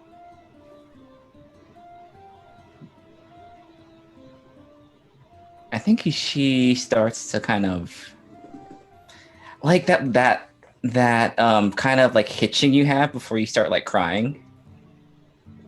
And she would actually take that moment where she is like, she would reach an arm around you if you will let her and just kind of like pet your hair softly. It's like, it's okay, dear. Yeah. It's both. If it was truly love, you would not fear him. I thought that's how it worked. No, that's how men like to tell women that's how it works. It's because they're manipulative and assholes. Trust me, darling, I've had quite a few of them. But if you want real power,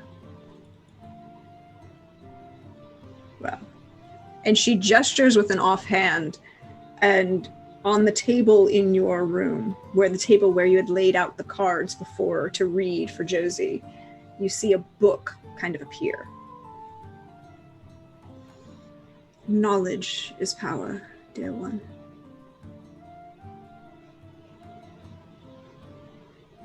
And before you make any choices, you must know all the consequences of the choice that you would make.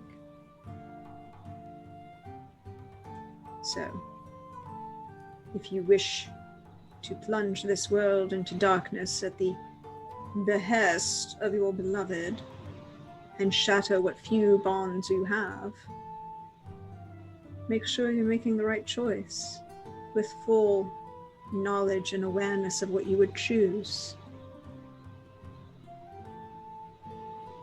So, I leave you the knowledge and the ability to make your own choice.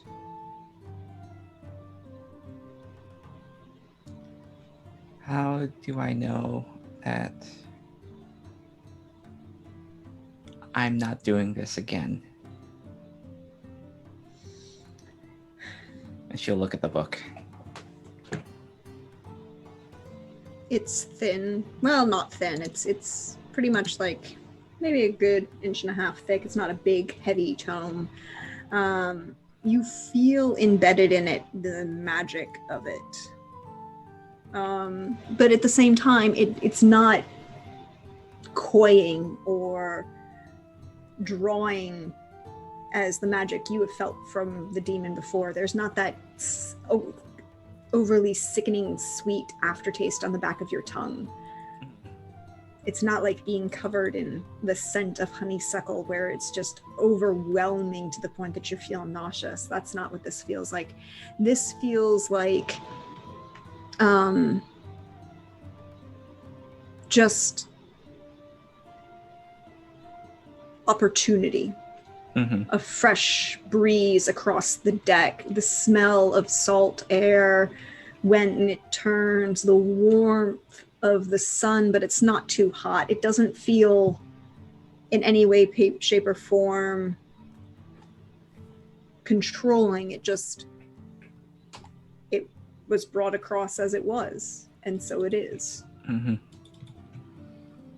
This is everything that I have on as much knowledge as I am aware of concerning your demon. Honestly, that sounds so pretentious every time I say it. And the types of rituals he would enact and the consequences on those who would perform those rituals. So, what did he ask for? Which pathway did he choose to have you open the door? 3 lives. Threefold sacrifice. Which one?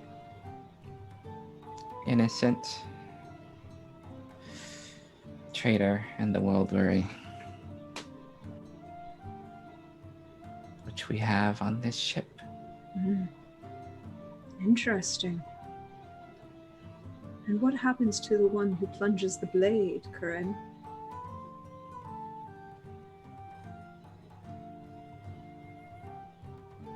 What do you become with the first death?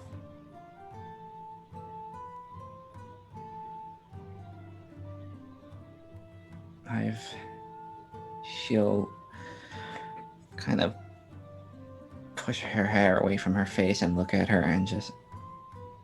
I never thought... I assumed I would be happy. As I am doing the thing that I've wanted most of my life. But do you become a traitor, Corinne? To do so? I think I've been that for a while. Well, it appears you might have some reading to do then.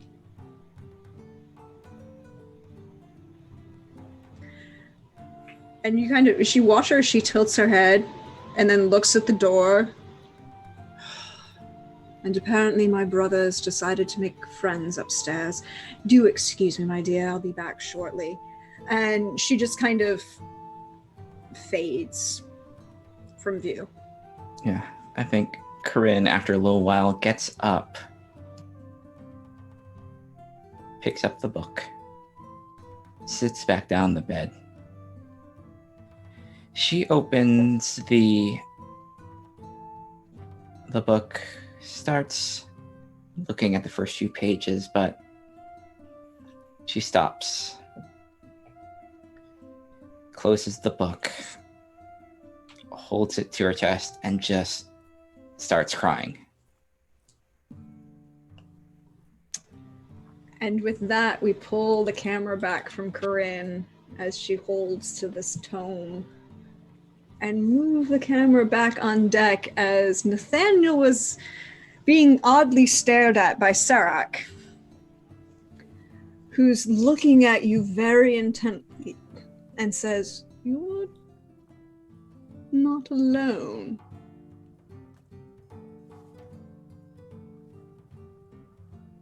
Interesting.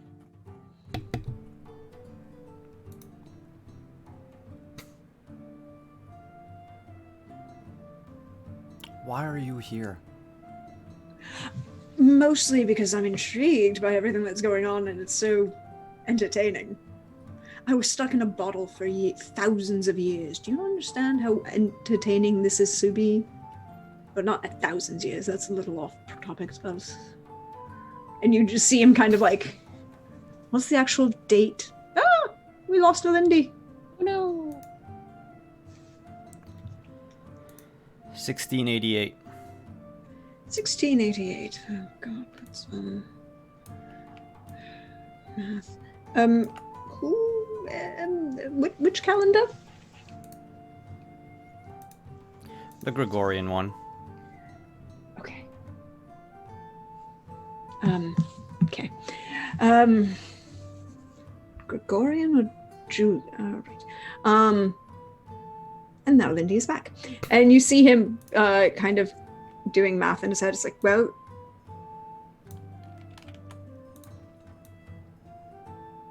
definitely at least 800 years.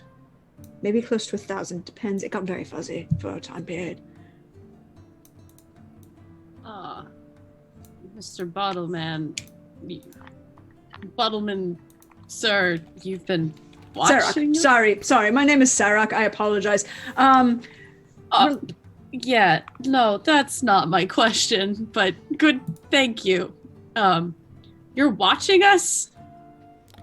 Well, in a general sense, I'm watching a lot of things. I just kind of randomly appear because you're very entertaining as a species. Yay! Jesse, don't celebrate that. Oh, I mean, have you ever actually watched your species? It's riveting. The choices that you make. entertaining.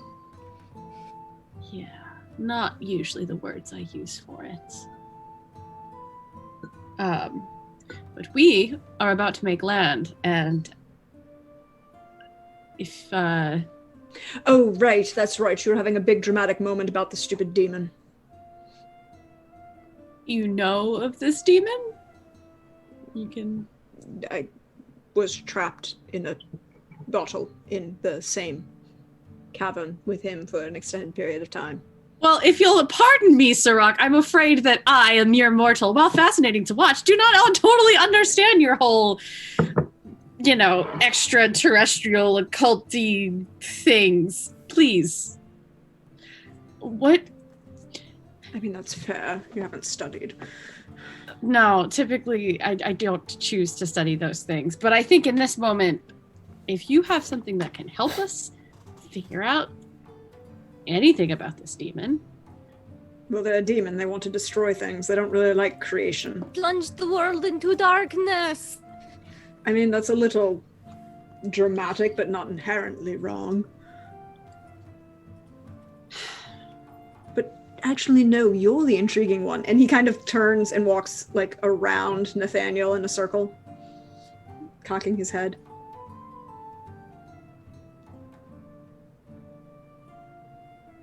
Why are there two? Two of what? You're gonna have to make sense very soon because I am getting a little ticked off. Well, there's another personage who apparently is hanging out with you. Oh, but wait. That's right. You're the Ashworth, aren't you? Yes, why? Well, it's like you're the person in the bottle, so thank you. I appreciate that. Because there's complications that come from... Did you do anything weird with your blood lately? Not any of that kind of stuff. No, I mean, like, did you swear any oaths, combine it with any Oh. magical creations, any of that? Maybe I did. Oh.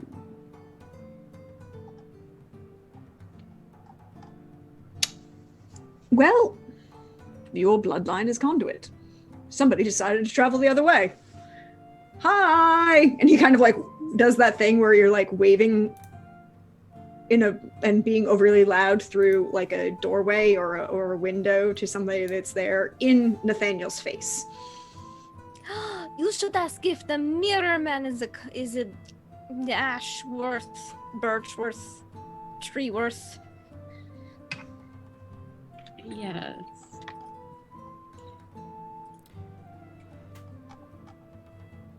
But first, I would really like to give Corinne her stuff back. What is she missing? Apparently a ring, which our friend here seems to think that a certain member of our crew has it, and I'm just gonna say I don't think he does. Okay. I don't know if he does. I just don't think he does. Then if he doesn't have it, and you are sure of that, I will go check with my other suspect. Yes. Be nice to my son, but yes. And you hear shout down from above you in the crow's nest to be like, what? I didn't steal anything. You know that's not true. I didn't steal anything without permission of stealing something. And I That's would never true. steal something from Corinne because I'm not stupid. Well, would you mind coming That's also down true. from the crow's nest now that we're in port anyway? And come and help me in my quarters. Okay. It's not a weird sex thing, right? No, Yeah, it's he's not. 16. He might be a man, but he's not quite that type of man. I don't sleep with children. No, I was pretty sure you wouldn't, but okay, Well, it's good to ask. Make sure. fine. And Steve comes down, and in the time that it takes Steve to monkey down, and by that I mean literally jumping from line to line down That's and my sliding boy. down the lines. Another figure has appeared on this deck. A tall, beautiful woman, dark skin, long black hair, perfect eyebrows, angled face. Zoe Salanda in a powder blue Grecian-styled gown. And she seems to be staring at Sarok. And with her arms crossed in front of her and like slightly tapping one toe of her foot on raising an eyebrow at him.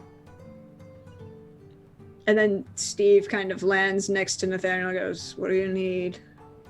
Come with me. Okay, sure. And he like waits for you to go first. Yeah, sure. So we'll follow Steve and Nathaniel for a moment and leave the question of what's happening on deck for a bit, and we'll go follow Steve and Nathaniel.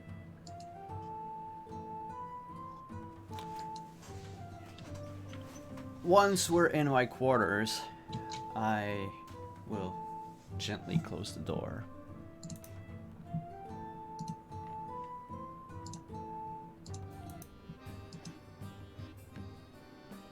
Yeah, Steve.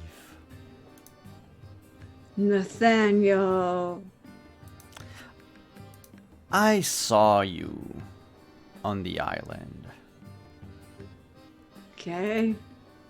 You have some very nimble fingers.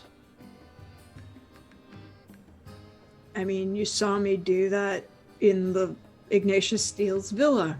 You told me to do that in Ignatius Steele's villa. Yeah, but I didn't care much how subtle you were at the villa. Fair.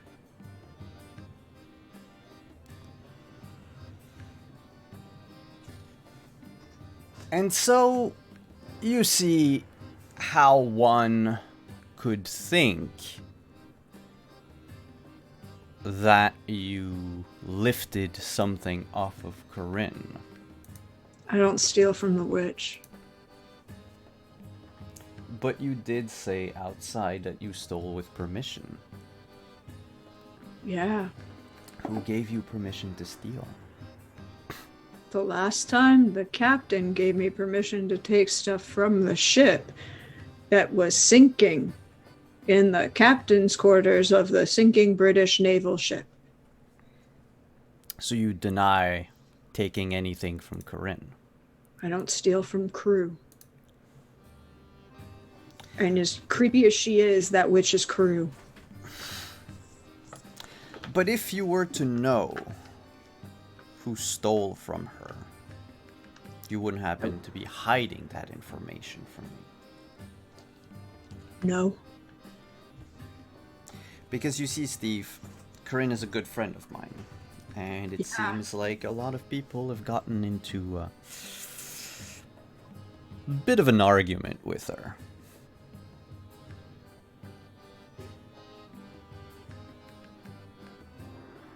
He just looks at you, waiting.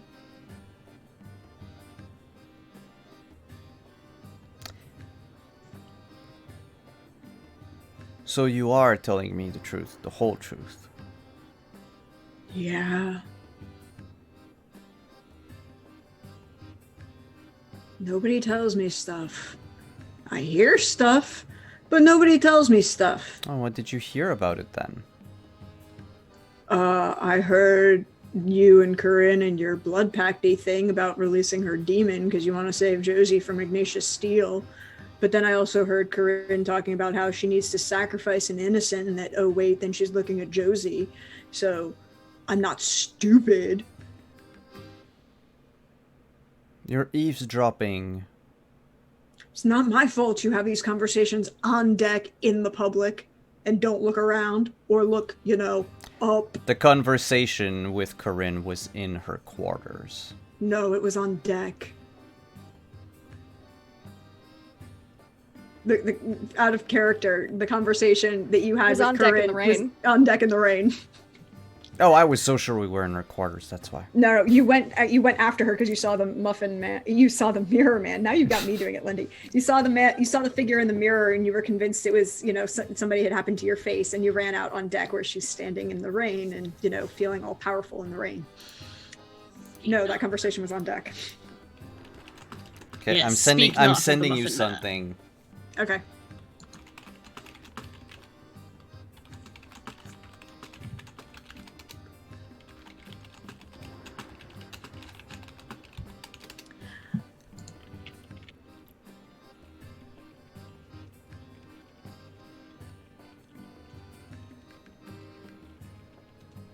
For,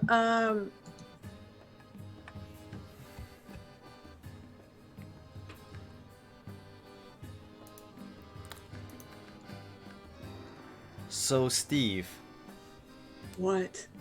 I don't tell anyone anything. Nobody asks me anything anyways. you just told me everything and I didn't need to coax it out of you. Yeah, because you're kind of nice to me. But so is the captain. The captain's... And he kind of looks at the door and then looks at you. Are we cool for like 2 seconds? Absolutely.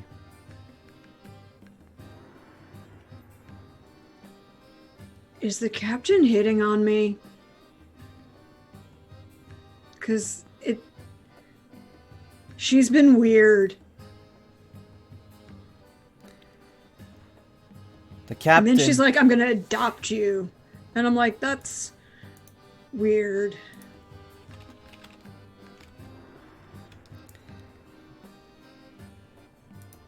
I don't think the captain is hitting on you.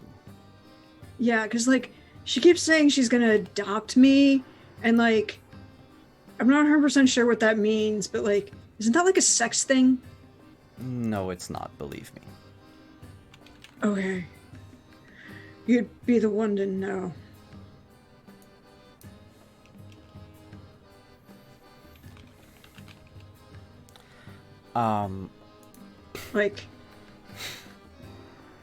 Sorry. Who else is,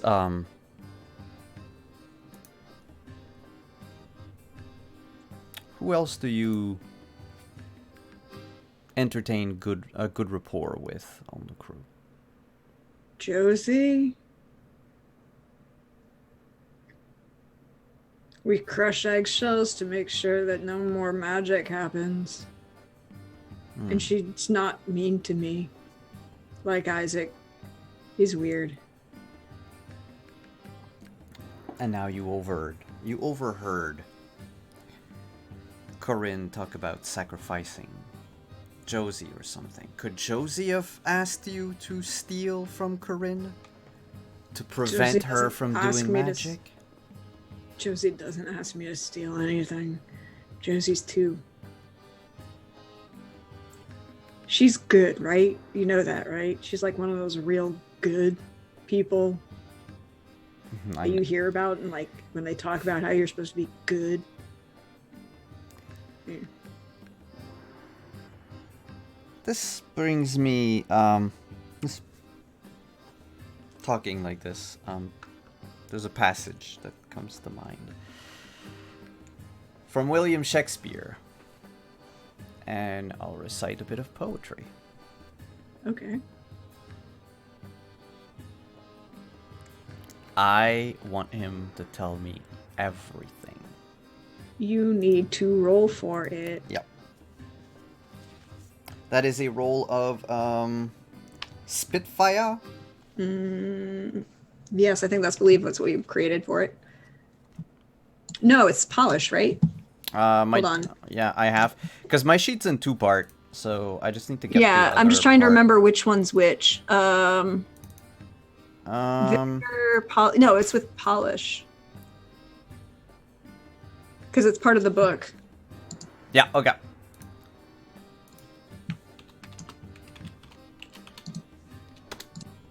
That's a 12. Cool. I need you to roll me a d8.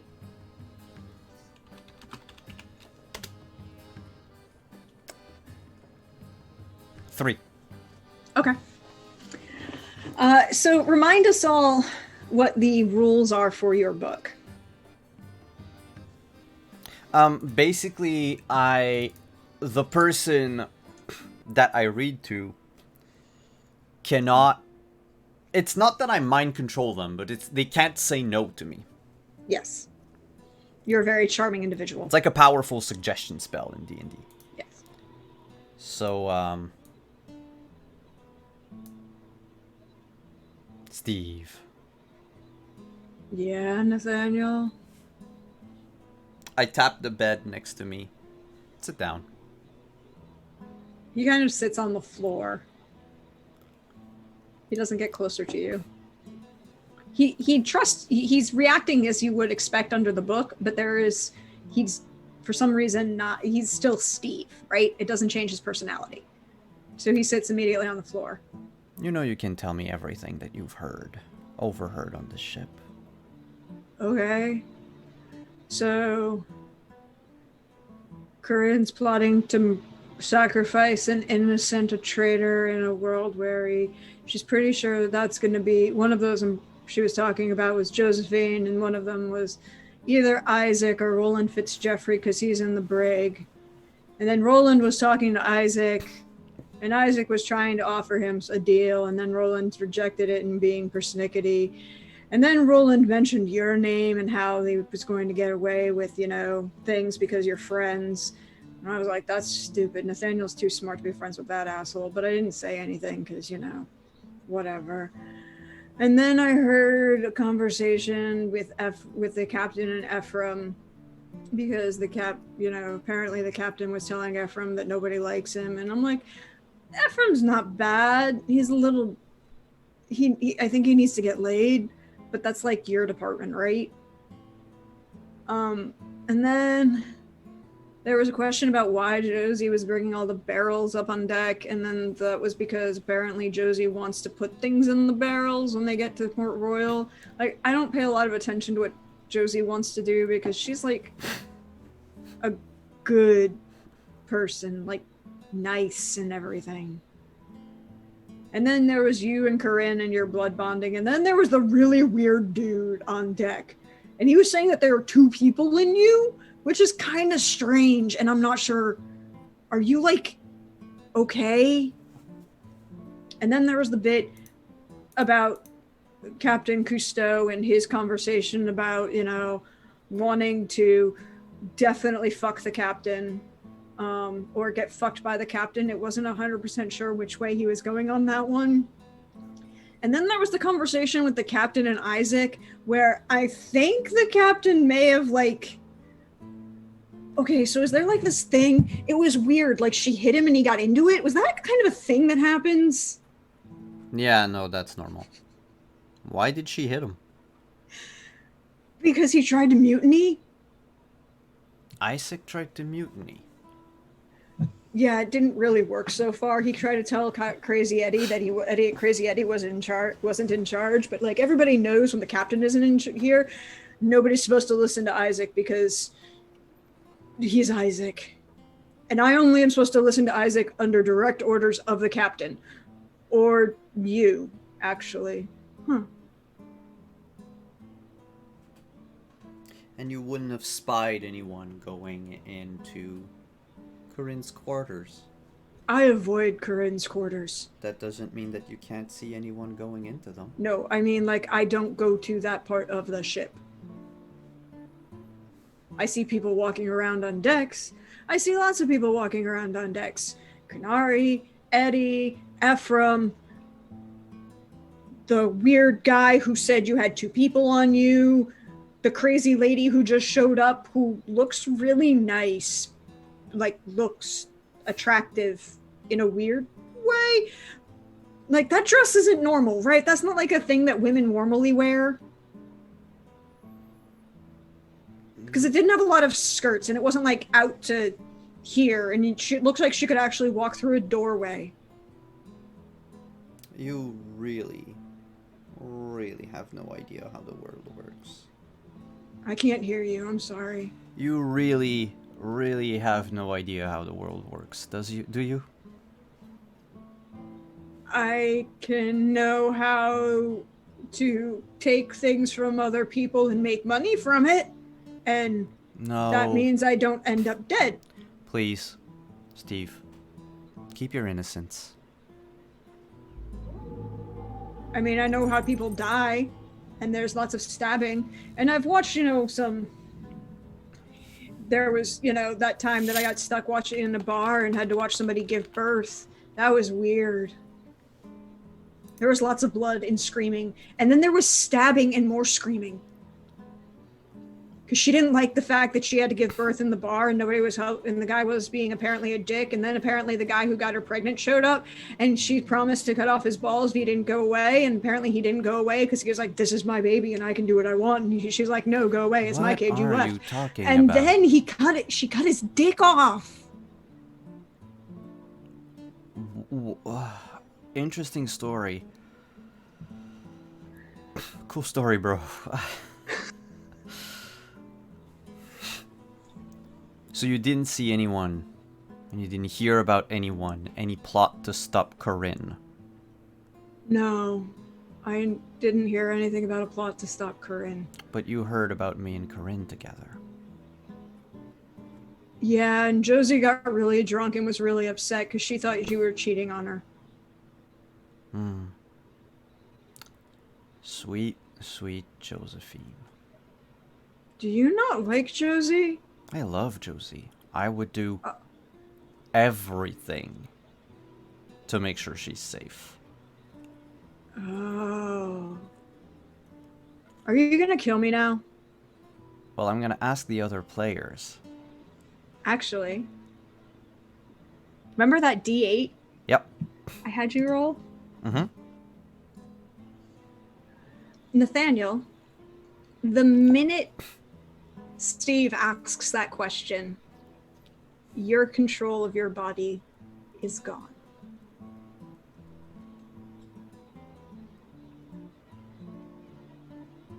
Because, 3 minutes had passed and now the other entity in your body has taken over. And you are watching, and Steve kind of looks at you, cocks his head, waves a hand in front of you. You okay, Nathaniel? And you hear your voice say, yeah, I'm fine, Steve. I'm gonna go find Josie. I need to talk to her. And you get up and walk away from Steve and walk towards Nathaniel. I walk towards Josie. And it's literally as the ship has docked and you've made yourself up standing next to Josephine, your body at least, and has put your right hand on her shoulder, and that's when you come back to yourself. Yeah, as I see him coming up the ship though, and we're like pretty much like pulled into port, I grab the barrel that Isaac's in, like as I see like Nathaniel coming up, and I yeet it like Donkey Kong just into the city. Just grab the barrel and just yeet it.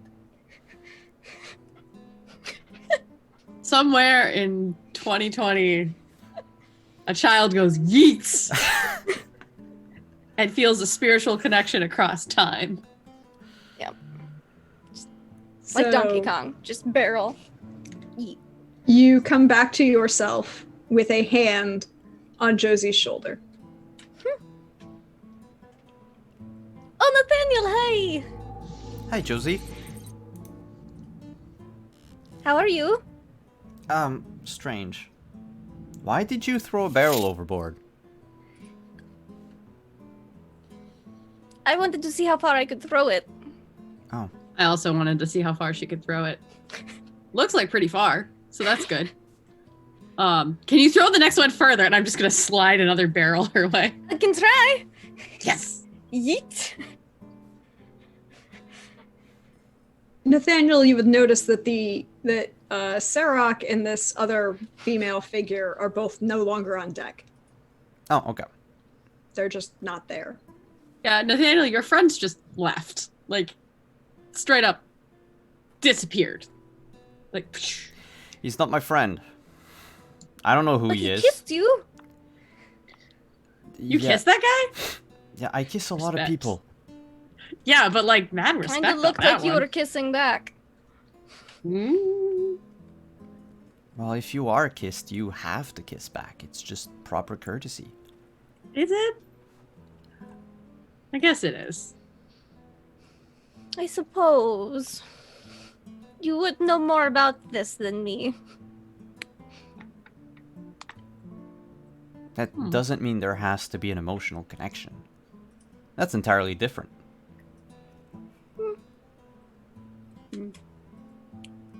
Well, maybe we'll run into them in town. Maybe we will. Yes, perhaps so. I am very confused by all these spirits, sprites, genies, demons, who's-a-doozits. What's a who's a do's it? Captain, Is it dangerous? Yes. can I Oh, ask no. you a very important question? Did you not, Jess? Go ahead. Why are you sheltering a mutineer?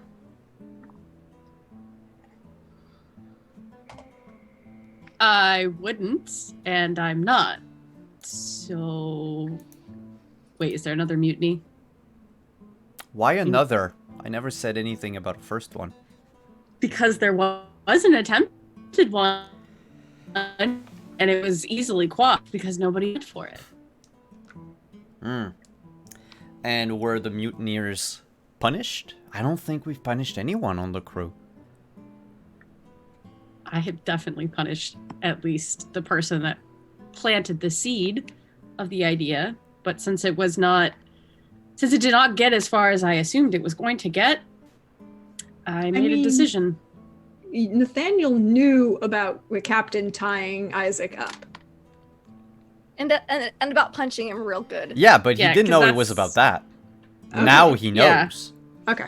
Yeah. I made a decision. I don't necessarily know if it's the right decision, but I am going to hope beyond hope that it is the right decision. Certainly not going to shelter that.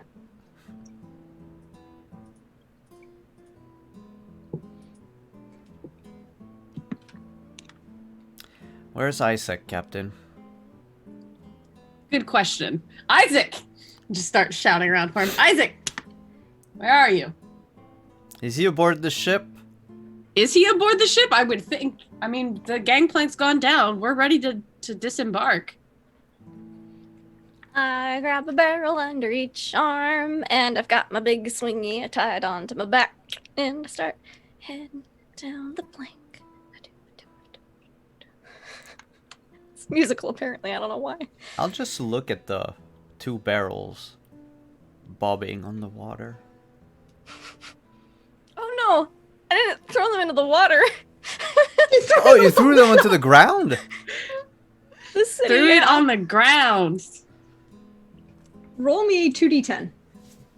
I thought you threw them in the water. I mean, he's Nope, gonna get I hurt. was told that he wanted to be slapped into the cobblestone, and I said I can 13. make that happen.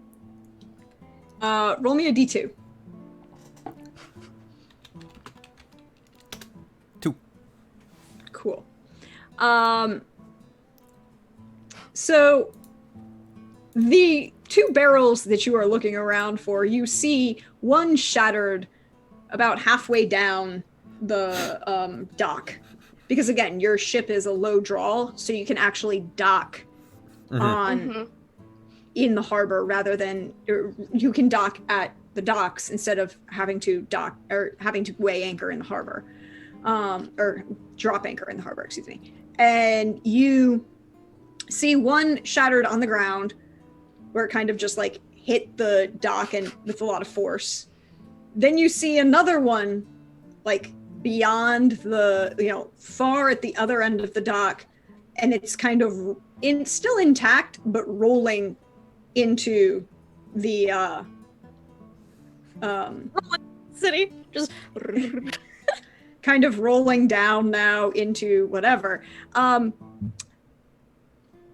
Isaac, you've taken 2 harm from your flying barrel. Worth every second.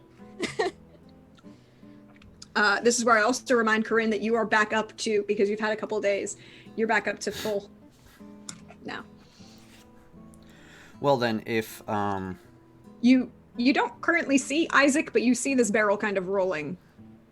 And I've got one under each arm, and I'm The barrel is rolling hugging them uphill. close. No, the barrel is not rolling uphill. No, I'm joking. No, I'm joking. It's like, The barrel, no. the barrel might be Donkey Konging it, but I was gonna say he's doing a barrel roll, Captain, but that's a different Nintendo property. we're one of the barrels get it. Shit! And I'm gonna start running after it. No, it's fine. I've got it. And All right, on that, everyone. we are going to end it for today, as Nathaniel is running after a barrel, and Josie, carrying 2 barrels, is running after him. Isaac is in the barrel that's rolling away. The captain is still standing on the deck going, no, oh. I'm just gonna let it. I don't. I can intervene, but I'm not going to right this second. I'm gonna give it a.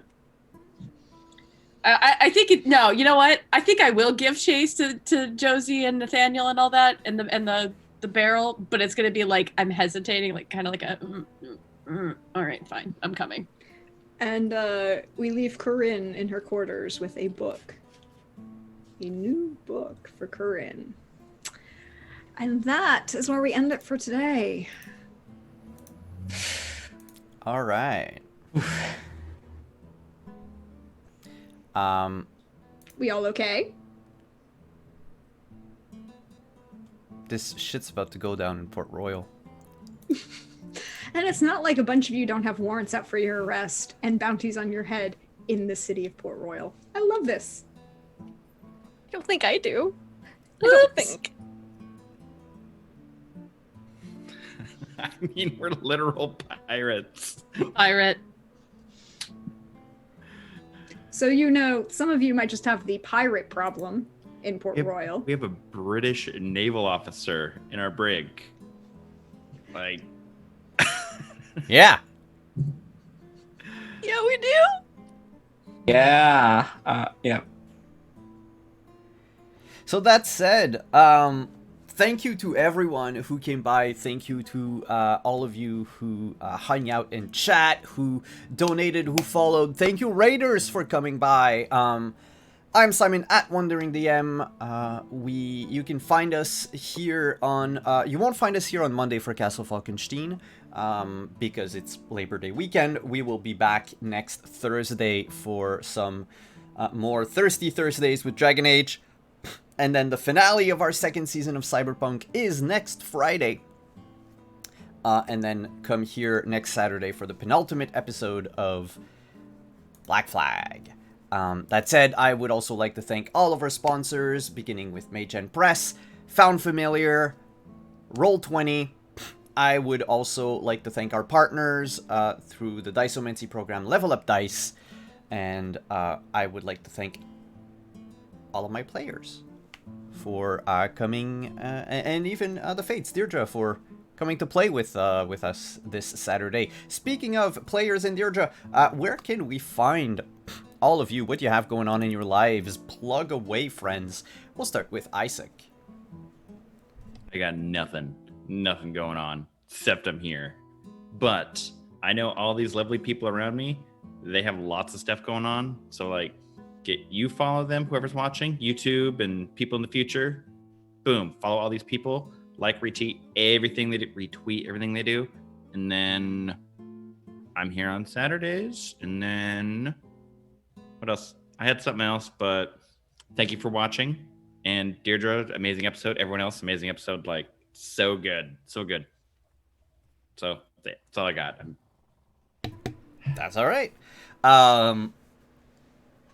Next is Alyssa.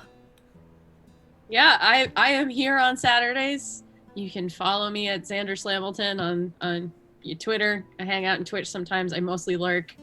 Right now, it's just a big thanks to this wonderful group to play with, as always, because this has been so tense and I love it so much. So thank you, all of you. Can't wait for the next one. Lindy. Oh, there was so much that happened today. My brain, it's going to be thinking about this all week. You can find me online at Laugh Love Lindy, Twitch, Twitter, YouTube, etc. I play in NGM a lot of tabletop RPGs. On a typical week, it's 2020, so there are no typical weeks. But on a typical week, there are games on Monday, Tuesday, Wednesdays, and Fridays on my channel. And you can find me on Twitter because I retweet everything that I'm in live on other channels. So. Shauna. Hey, oh wow, this is great. I love everybody here. This is a lot of emotions happening, and oh, that was a lot. It was wonderful though. But yeah, I'm playing Cirrus on Twitter and Instagram, pretty much everywhere. Where I have all the art that I do and the games that I play, including next time you probably see me is on Monday for the second part of the Love, Treason, and Daddy Issues pair, where I play Adeline on the Crown Lens on Encounter Roleplay, where, yeah, Love has gotten her also in trouble, treason, maybe die, who knows. But just sad. Very sad character, but also very tense, so it's wonderful. And Deirdre. Oh, hey, all. I'm so glad you're enjoying this. Season of Consequences has been fun. I have so many tables that I've been rolling on because of consequences and choices that players have been making. It just makes it even so more juicy. But as for me, you can find me at Deirdre Donlin on Twitter or Praxagora Thesmiophoria as you see me around on Twitch. And you will see me next on Wednesday over on Lindy's channel, that way, Laugh Love Lindy's channel for Wisher Family of Wraiths. And then you will see me back here on Thursday for Thirsty Thursdays and Dragon Age, and Friday for Cyberpunk, where, spoiler alert for yesterday, Trin's dealt with her complicated romantic issues, and I got to throw 10 different Die Hard quotes in my dialogue, so I'm counting that as a win. And then back here on Saturday for the penultimate episode of Black Flag. It's almost done. Things could happen. Thank you everyone for coming. Have a good long weekend. We will see you back next week for more consequences. Bye bye.